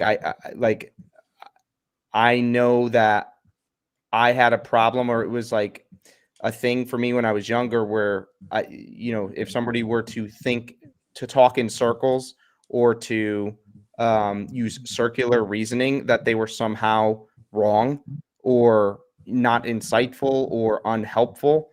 And as I'm getting older and more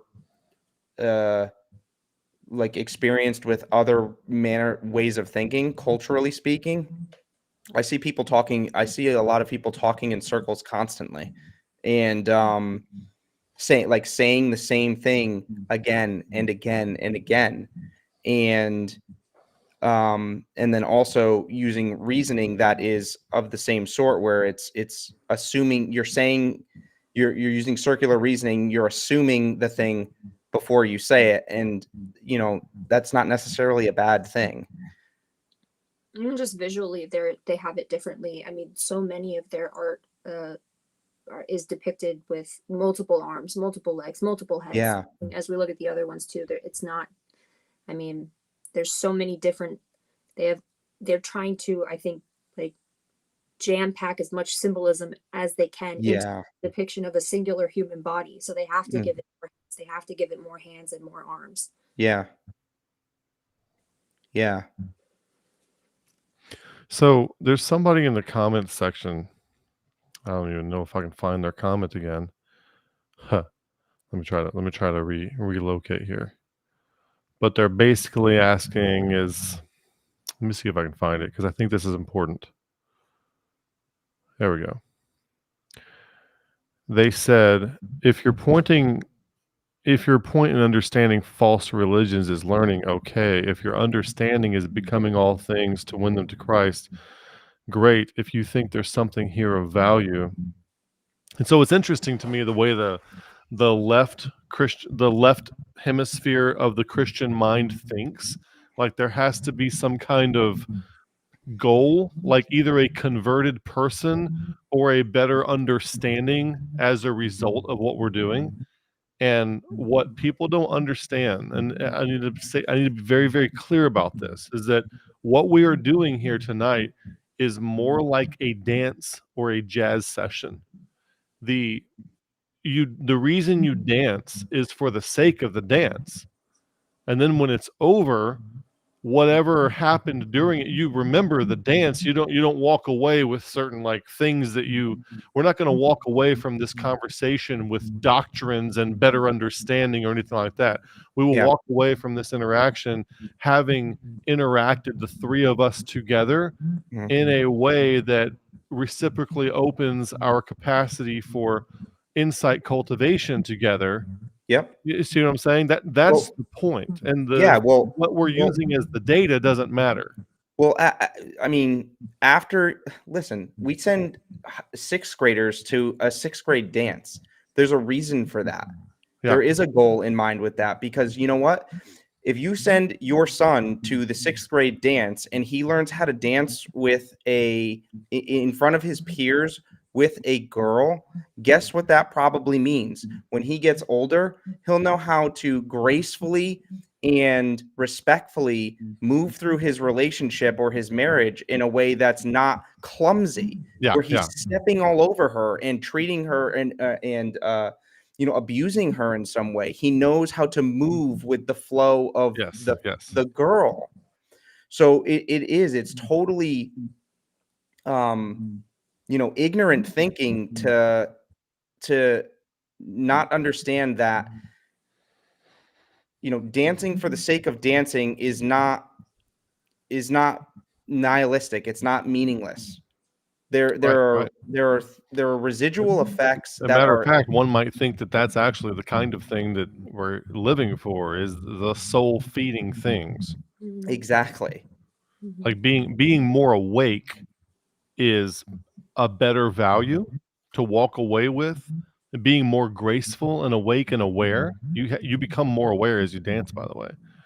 is a better outcome than walking away with something like this. Yeah. And does that make sense? And so if the way the three of us are talking here, if people could incorporate this type of interaction in their marriages, they might actually enjoy their marriages a little bit more Yeah. and stop thinking about whatever else,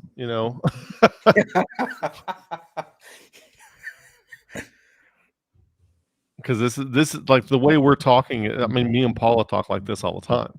And Yeah. like, no wonder everybody else is so upset with their relationships. They're not relating to people. They're relating to ideas mediated by people.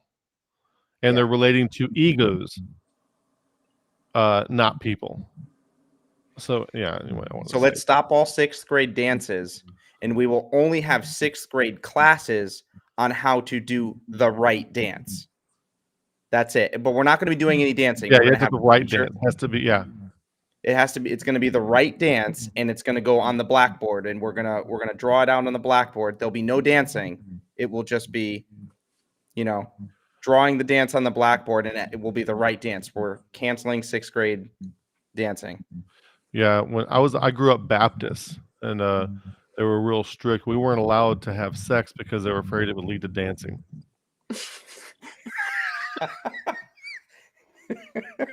See, I'm not sure if he realizes that he said that backwards or if he did it intentionally. That's the joke. That's the joke.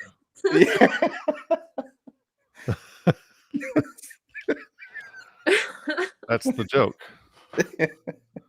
In other words, the point is it's so backward. The first time I ever heard that was from the woman I was dating before I met Paula. She was an Episcopalian. And she always told that joke because she knew I was a Baptist, and it was hilarious. And so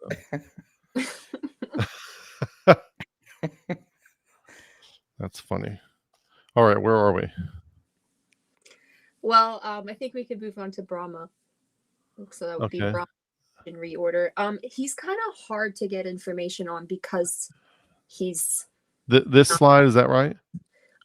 Brahma, no N. Brahma creation reorder. Oh, you know what? I did not even realize there was a difference.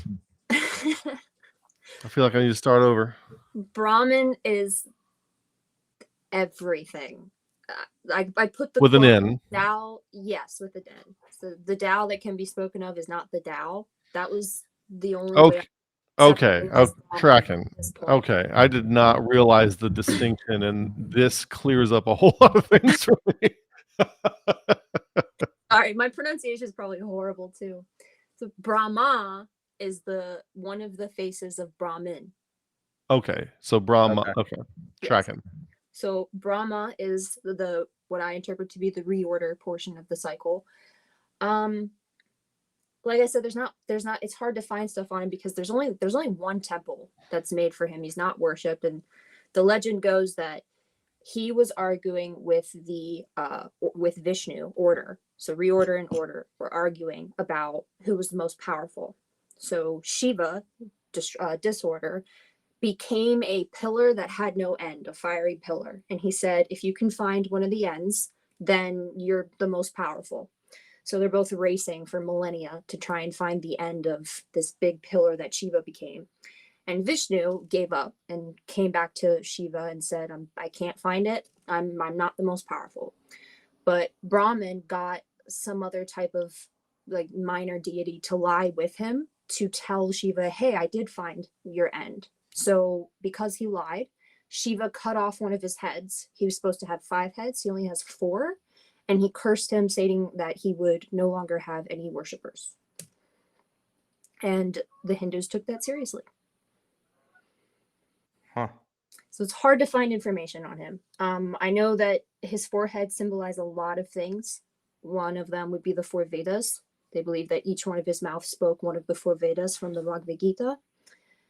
One that I thought was interesting is that it symbolizes the 4 stages of life. First, you're a student, then you are a householder, then you move into asceticism, and then you become a homeless renouncer seeking only unity with Brahmin, not Brahma.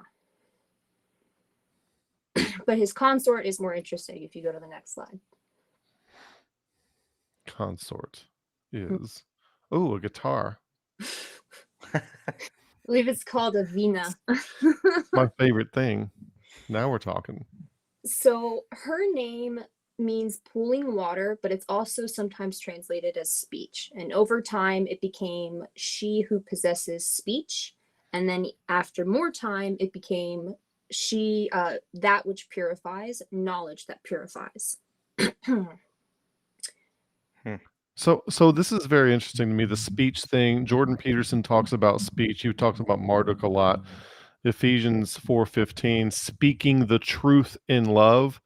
You know, Jordan Peterson says that one of our powers in the image of God, we have the capacity to speak truth in order to turn chaos into habitable order.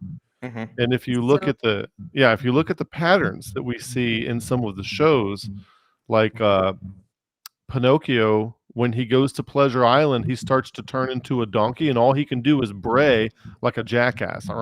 He can't talk anymore. Mhm. And like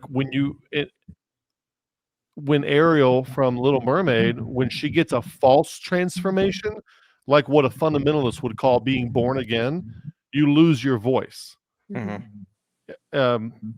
What's the girl's name? The evil Ursula. witcher chick. Ursula takes her voice from her, and so that's what happens when you get a false transformation. Oh, I've been born again. Now I'm a Calvinist and I'm a provisionist and I know everything, and the Holy Spirit's inside me. You just lost your voice, and the only thing you can say is the ideology.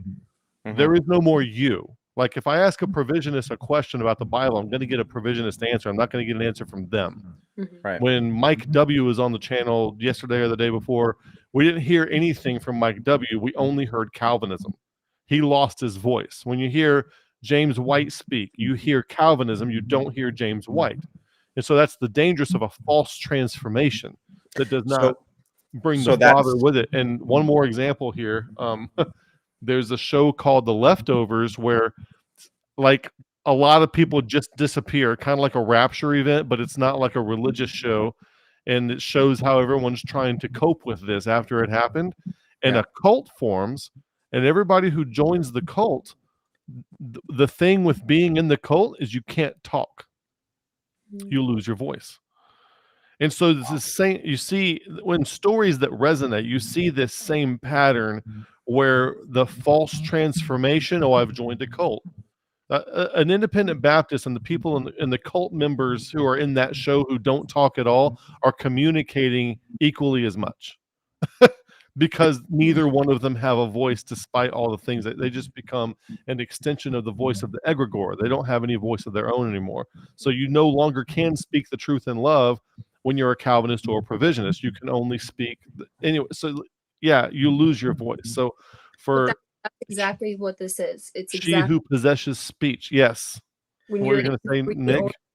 reorder portion, it's purifying knowledge. It's she who possesses purifying speech and So, the embodiment of that power to reorder. so Body. reorder. The fact that it's part of reorder is amazing too, because absolutely need that speech to turn chaos into habitable order. Mhm. Yes. Wow. And it's interesting that the reason or like in the consequences of lying are you get your head cut off. You lose part of your personality, you lose part of your personhood, you lose one of the masks. You lose a persona. And potentially you lose maybe the most powerful persona, which is what the whole question is that Brahma lied about.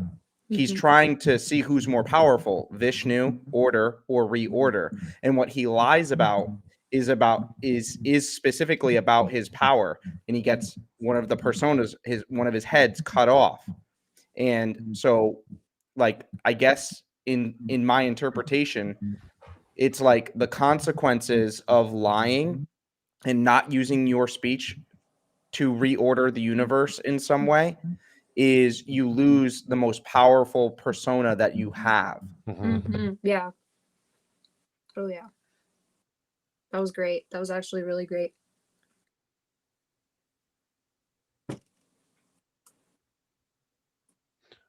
So did you have any more to say on this one? I'm just looking over.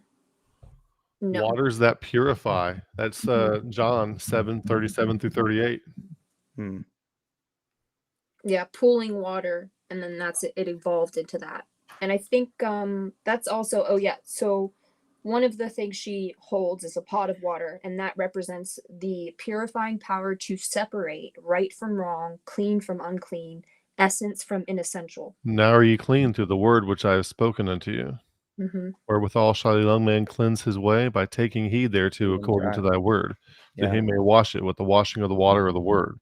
Yeah. Proverbs 119. Yep. Yeah. Ruckman's favorite chapter of the Bible.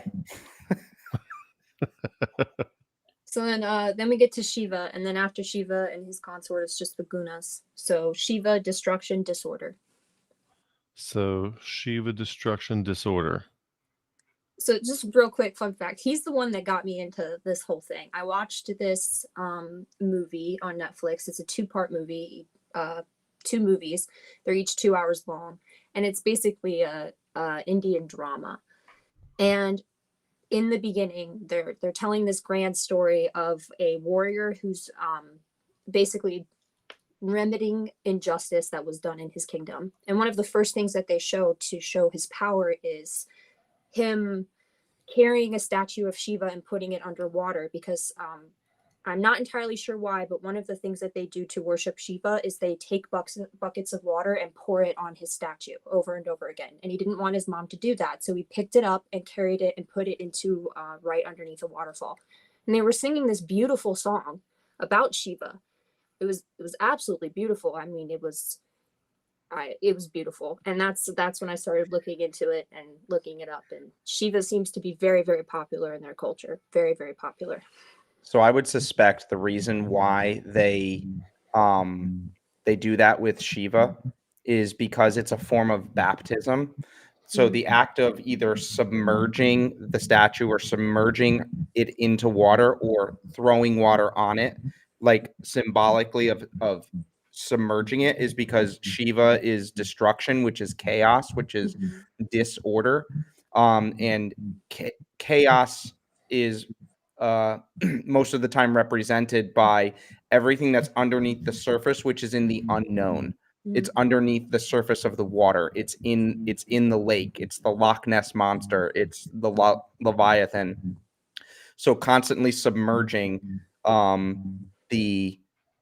that deity is kind of like putting it in its proper place, which is underneath in the realm of unknown potential and unknown variables and possibilities. I want to take a second to say thanks to AB for the super chat. False religions are always so complicated in contrast to biblical Christianity, but there is also so much more to the Bible than any other religious writing. Similarity is expected. The devil twists words and truth. So, yep. So you always got to be careful with these kinds of things. So and thanks for the super chat, AB. But what we're trying to look at is when these people are feeling about creation without revelatory aim, what did they find? That's all we're trying to look at. We're just trying to look at what they found. We're not trying to say it is anything. We're not trying to map it to anything good or bad. We're just taking interest in the patterns that they recognized and how they decided to represent these patterns, and then what we can learn from those kinds of things. In some ways, we're actually kind of like Kevin brought up Acts 17, like right at the onset, and that kind of set the precedent that we're actually, we're trying to prove the Bible. We're trying to prove Acts 17. We're You know what showing I'm that there's saying? convergence. Yeah, like, because if the Bible is true, why should we be limited in our ability to try and prove it, to try and test it? Yeah, if someone found the abstraction of biblical truth, but without any kind of paradigm through which to see it, how would they represent it in another paradigm? And that's kind of what we're thinking other cultures are taking a stab at doing. There's this weird assumption that if you're not a Christian, you have no access to spiritual truth. Like that's You can write about like how to bake bread or how to drive a car, but you can't know anything about anything else. And Yeah. oddly enough, when Jesus showed up, it was these centurions and Canaanites that most recognized him more than any of the Jews. He said, I've not found so great faith, no, not in Israel. And them, from their pagan backgrounds and cultures, recognized truth when they saw it walking on planet Earth better than the Jews did. Yeah. And the people that we're talking about here, they may have been the ones that showed up from the east, recognizing when Jesus was born with the three gifts, because we don't know where they came from or how they recognized this. We're almost at the 2-hour mark. I don't know if we got things we really want to emphasize. If we had to do like a lightning round, a speed round, Kayla, are the things that you would want to emphasize the most? Okay, so then real quick with Shiva, particularly in this pose that he's doing a destructive dance that will essentially reorder the universe. And the human, the dwarf that he's standing on is called apasmara, which is a common symbol that they use for human ignorance. It means forgetfulness or heedlessness. And that's what Shiva is usually depicted dancing on. So the forgetfulness or what? Heedlessness. That sounds like 2 Thessalonians 2 from our own apocalyptic literature, the destruction of the earth and what brings it about before the new heavens and the new earth. I'm thinking of 1 Corinthians with I will where is the wise, where is the scribe? He's like he's going to bring to destruction the wisdom of the world. Oh wow, yeah. That's what I see right there. Is I see that as where is Paul quoting that from? Isaiah? I'm not sure. I'd have to look at it, but that's like God acting or speaking as Shiva, as I will destroy the ignorance of the world. And then reorder it. His hands are symbolizing, he holds a drum to symbolize creation. He has a fear not pose, which also can mean protection. And then he's surrounded by fire, which is the destruction. I knew it. Yeah, I knew it. I was going to ask if there was an element associated with him. Yep. Fire. And then his foot on the ground. Yeah, the heavens shall be melted with a fervent heat. 2 Peter, yeah. 2 Peter 3. That means embodiment, having his foot on the ground on the dwarf, and then the foot in the air means release. Interesting. So he's quoting in 1 Corinthians 1:19, for it is written, I will destroy the wisdom of the world. He's quoting Isaiah 19:3 and 11. And the spirit of Egypt shall fail in the midst thereof, and I will destroy the counsel thereof, and they shall seek to the idols and to the charmers and to them that have familiar spirits and wizards. And then verse 11, surely the princes of Zoan are fools. The counsel of the wise counselors of Pharaoh is become brutish. How say ye unto Pharaoh, I am the son of the wise, the son of the ancient king. So yeah, this is destroying the counsel of the world.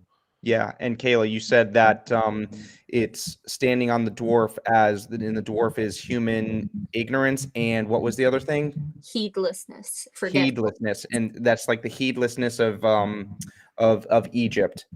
That's what it's kind of like.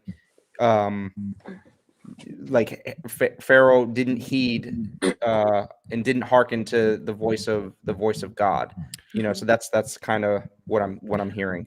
I want to show a couple of comments real quick. I'm trying to find the one from back to back. Human larva. I don't know if he wants me to tell everybody his real name, but he's one of the people. He's in FSI with us. What if Shiva is an Elohim? And I think what he means by this is in the Michael Heiser kind of sense, in the sense of there is a divine council.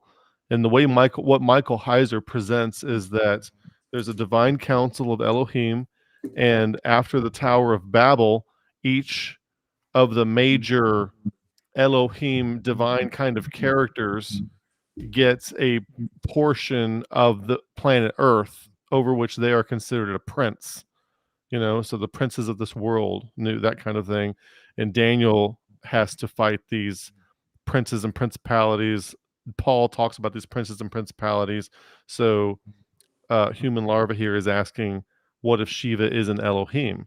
which kind of to me goes with this other question. And thanks for the super chat, Kingdom in Context. He says, do you believe Satan is a real person, a real rebellious angel that roams the earth and interacts with mankind as Job, Matthew, Luke, and Peter teaches? So that's that interesting as well, that perhaps among these created beings, like you see showing up in Job, these would likely be influencing people's paradigms and thought structures and everything else as well. Maybe. I don't know. All right. And to fly through, because I do want to talk about the Lunas. If you go to the next slide, that's his consort. Well, Yeah. Real quick, go to Shiva Sati Parvati consort, just because I still think the consorts are really great. So her name means truthful, virtuous, or noble. And she is symbolized kind of as the universal mother. And she plays a vital role where she brings Shiva away from ascetic isolation. He's the patron god of meditation and yogis. He's the one who is seen as the first person to do that. She brings him away from ascetic isolation by pursuing him relentlessly until he finally falls in love with her and brings him into creative participation with the world. That is so good. Yeah. So this maps. I mean, I actually do mean to interrupt you. This maps so well to mythopoetic, the concept of male and female. So a male will, masculine characteristics is to be so driven by the spirit that all you're doing is pushing to ascend and drive and ascend, whereas a feminine characteristic is more like cause like the soul of an area, the territory and the soul. So man is like spirit. I must go accomplish and do this and drive to the heights that I possibly can. And the feminine is like, well, how about you smell the roses and stop and feel the breeze on your skin and eat lunch out on the porch while you listen to the birds. Yes. You know what I mean? Like Paula has like, she likes these soul feeding things where she likes to go out on the back porch and eat lunch with like a whole 4-course meal and a glass of wine and a couple of like real utensils. Like she likes these soul feeding things and has taught me to like them as well. And the role and power of a woman, of the feminine character, qualities, to, even though yes, the masculine spirit is driving you to strive and achieve and ascend, she's like, let's have a little soul feeding. Let's feed the soul. So there's like got to be a balance between both. And so you see that in all the mythopoetic archetypes. And then so it's very interesting that this also shows up here as well. Proverbs 31 and Proverbs 8 probably together. Or maybe this is more the Proverbs 31 one comes in here and is like grounding to Prometheus. I see this as more like Deborah in Judges, when she, I forget what the man who's called to be the judge, I forget what his name is, but he fails to respond to that call. And Deborah basically takes up the mantle and is like, listen, get up. You have to be the man. You have to judge Israel. You have to do what God, is whatever. And she kind of entices him to kind of come forward and do what is his to do. It's kind of like the call to responsibility is a feminine voice. That's very interesting. That is interesting. It's always Zelda that tells Link at the beginning of the game, she says, wake up.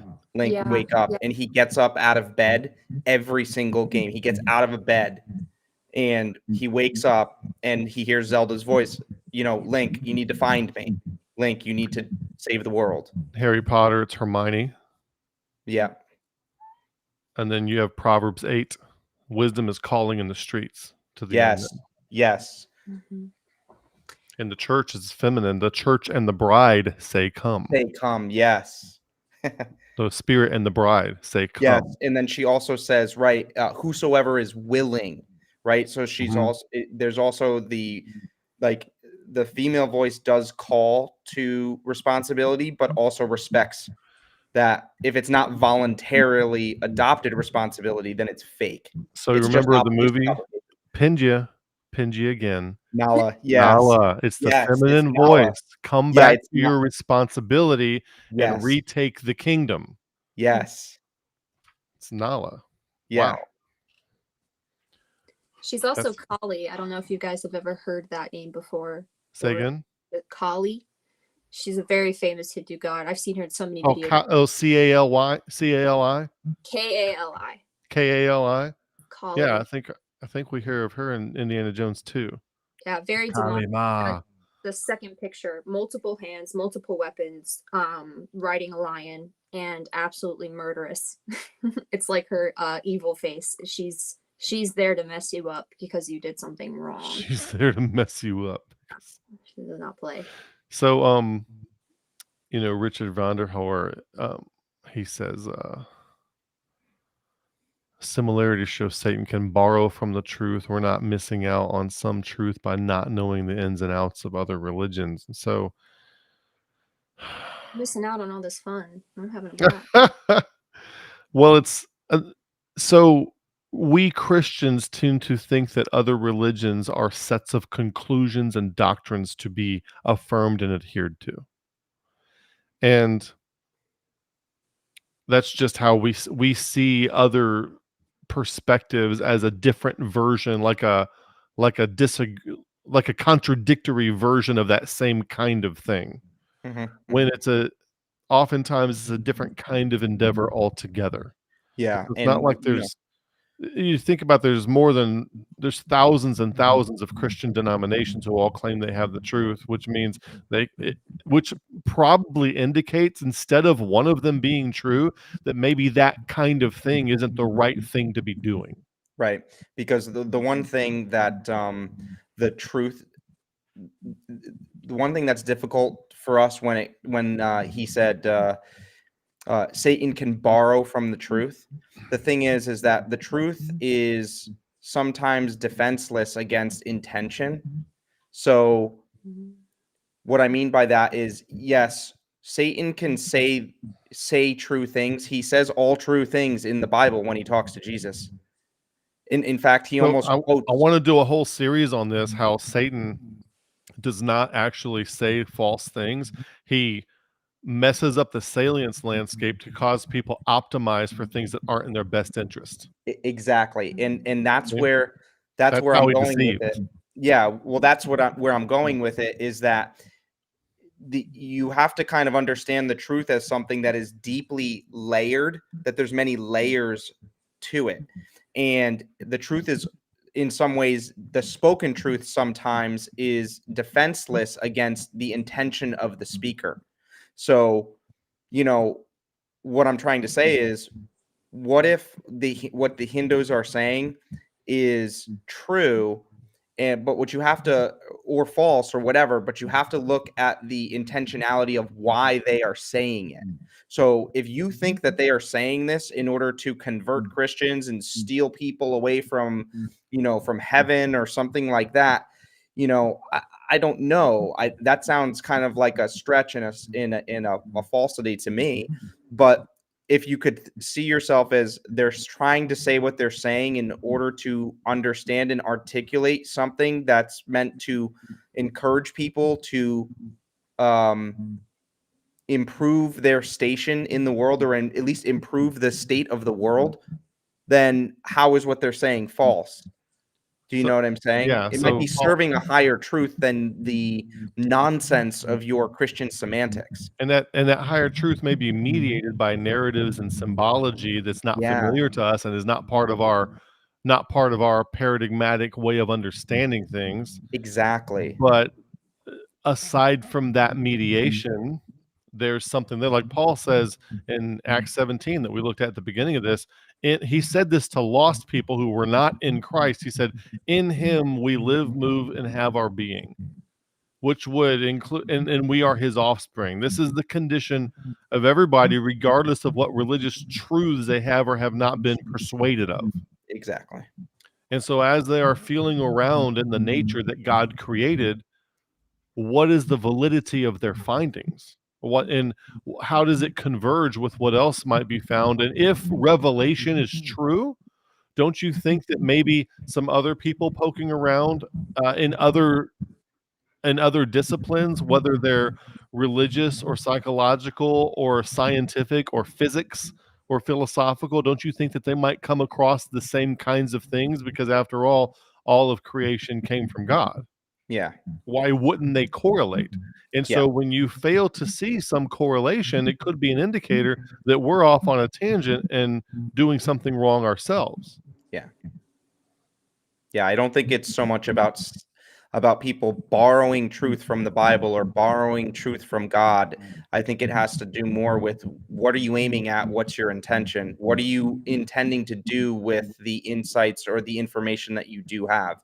And I think part of the character of Satan, like Kevin said, is that he can speak the truth plain and simple, semantically perfectly, but it's about the intention that he has to deceive or distort or present or emphasize something in order to degenerate the listener into something that's irrelevant or sinful in that sense.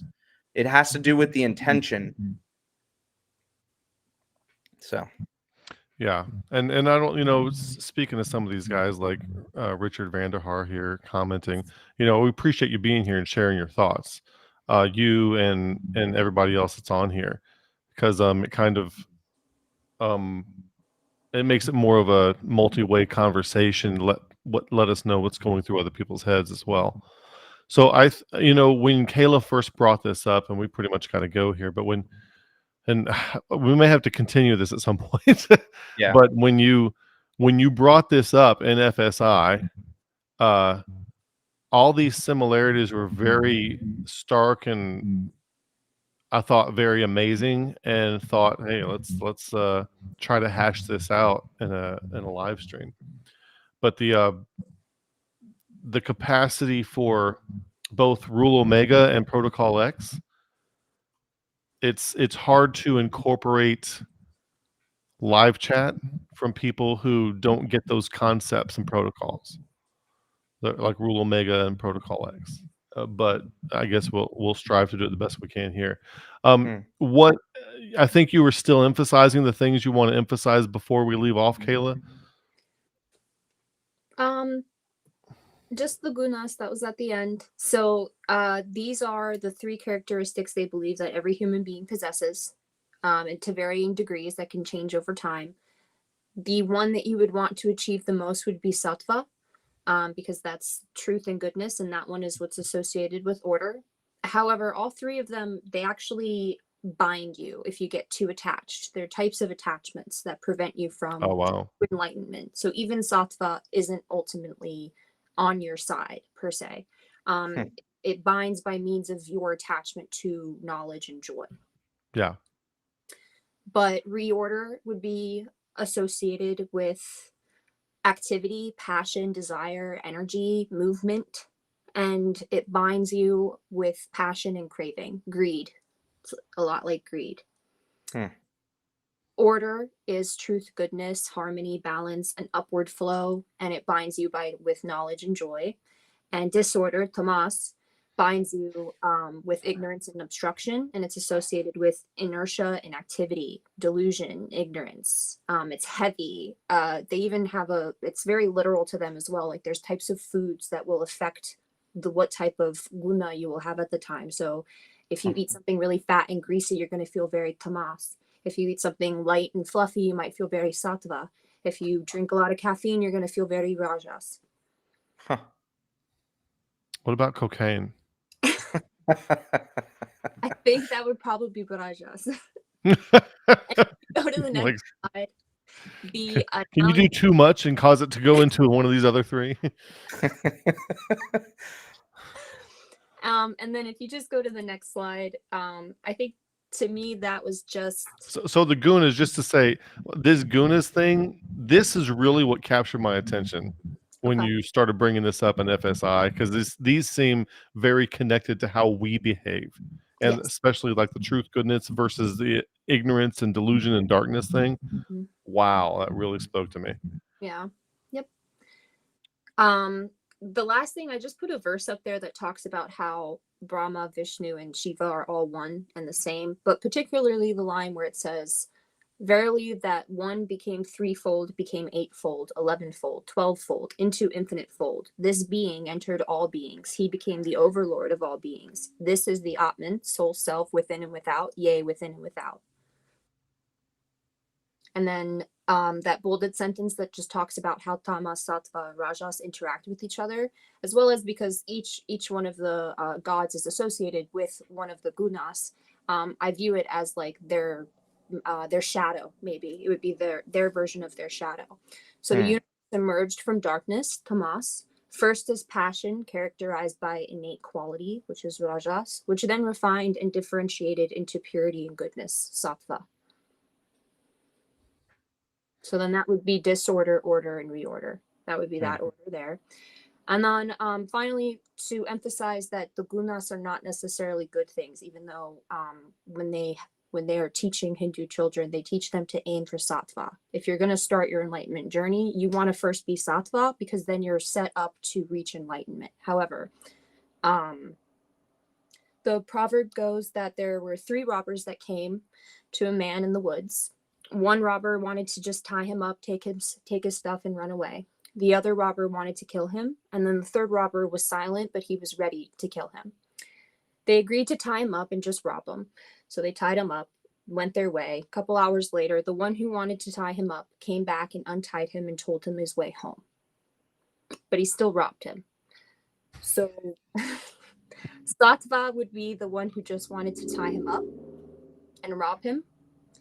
The one who wanted to kill him was tamas, and the one who wanted to kill him was rajas, which would be the greed, the activity, the movement, and then tamas was the one that was ready to kill him, the inertia, the unmovement, not moving.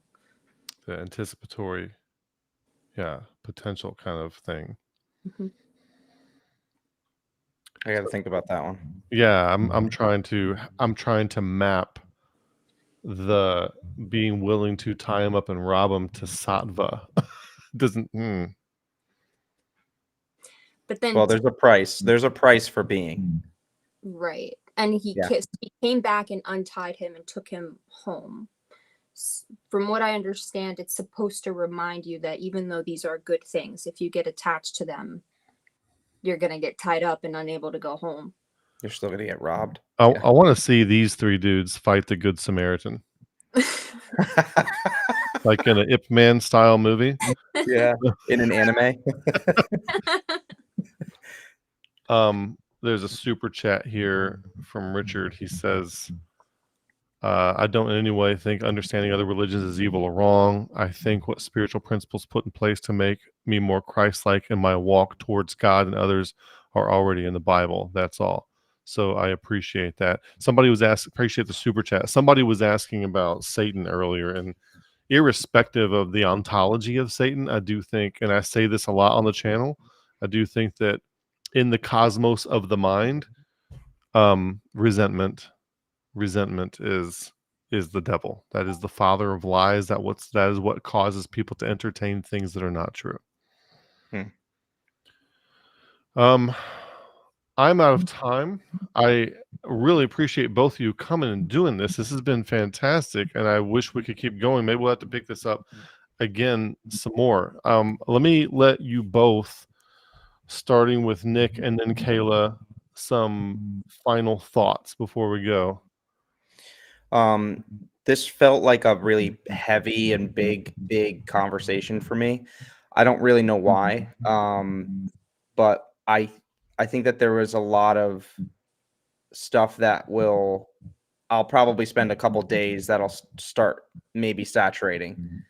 You know? Yeah. I feel not overwhelmed in in a bad way. I definitely feel like I'm that I reached certain parameters, limits, which is really nice, because I think that after I do, I don't want to sound too dramatic about it, but after I do recover, I feel like I'll come back. I'll be able to reemerge kind of a little bit stronger, especially when it comes to topics like this. There was a lot of new language for me, which is I'm always super excited about. So I'm just kind of excited to see how this bakes after a couple days. Oh yeah, And just wanted to thank Kayla for doing this because it's super fresh. Yep. And I think it's also really good for the audience too, to be honest with you.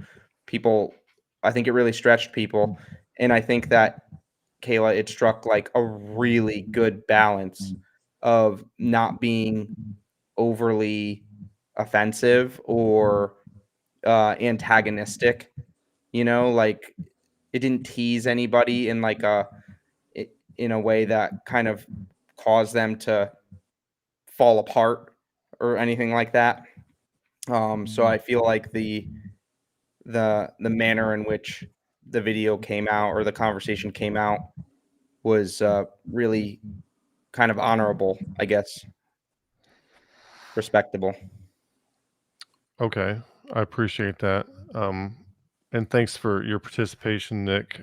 We have a super chat. Thanks to One Day, he wants people to listen to Bedhead by Manchester Orchestra. And also thanks to NBT3 for the super chat. Really appreciate that. There is what was I going to say? The when I was at the University of Mobile, it's a Southern Baptist school.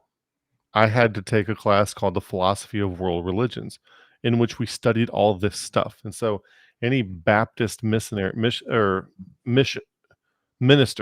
who's been to seminary or even Bible school is going to have studied this stuff and been exposed to it. So it's not like exposure to this stuff is like the cooties or something like that. You're gonna be all right. All right, Kayla. Well, thanks, Nick, for saying that. I really appreciate that stuff. I just wanted to talk about it with people who were open to talking about it. I found it really interesting. It helped me a lot conceptualize the order, disorder, reorder pattern, as well as the type of qualities that would be associated with it, because that kind of pattern can happen even negatively. Oh, Like that's such a good point. Yeah. Hitler did that to Germany. Oh, that's right. Yeah. So Yeah. to see how this culture was trying to point out what sort of things you should be wary of, as well as things you should look for, the symbolism of how they were holding their hands. I think it was really helpful for me. And back to what you said, Kevin, I do think it's just about intention.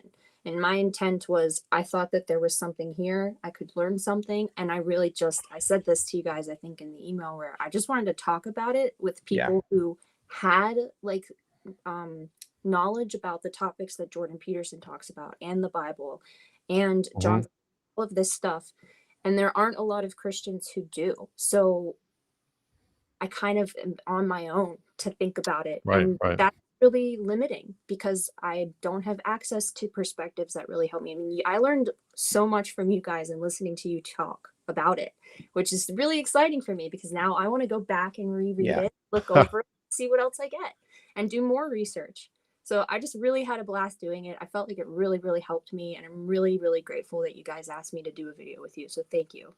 Yeah, absolutely. And to the audience out there, what we're trying to do is, this conversation would likely have happened offline anyway. Yes. Like the three of us would have gotten together, we would have had this conversation. So it's kind of an experiment to just expose everyone to the kind of conversations that we have and that we can have and that we can afford each other. And I hope that more people can have this capacity. Just instead of thinking of this as a presentation of what people are supposed to believe, think about us staying late after dinner at a restaurant, just chatting, after dessert, that kind of thing. That's really what's going on here, and just wanted to put it out there to expose people to the kind of dialogue that can occur. Yeah. All right, guys. You guys are amazing. Thanks so much for coming on. And thanks everybody in the chat, especially for the super chats. It's been a lot of fun. Looking forward to doing this next time. So have a good Sunday evening. See you guys. See ya. Thanks, guys.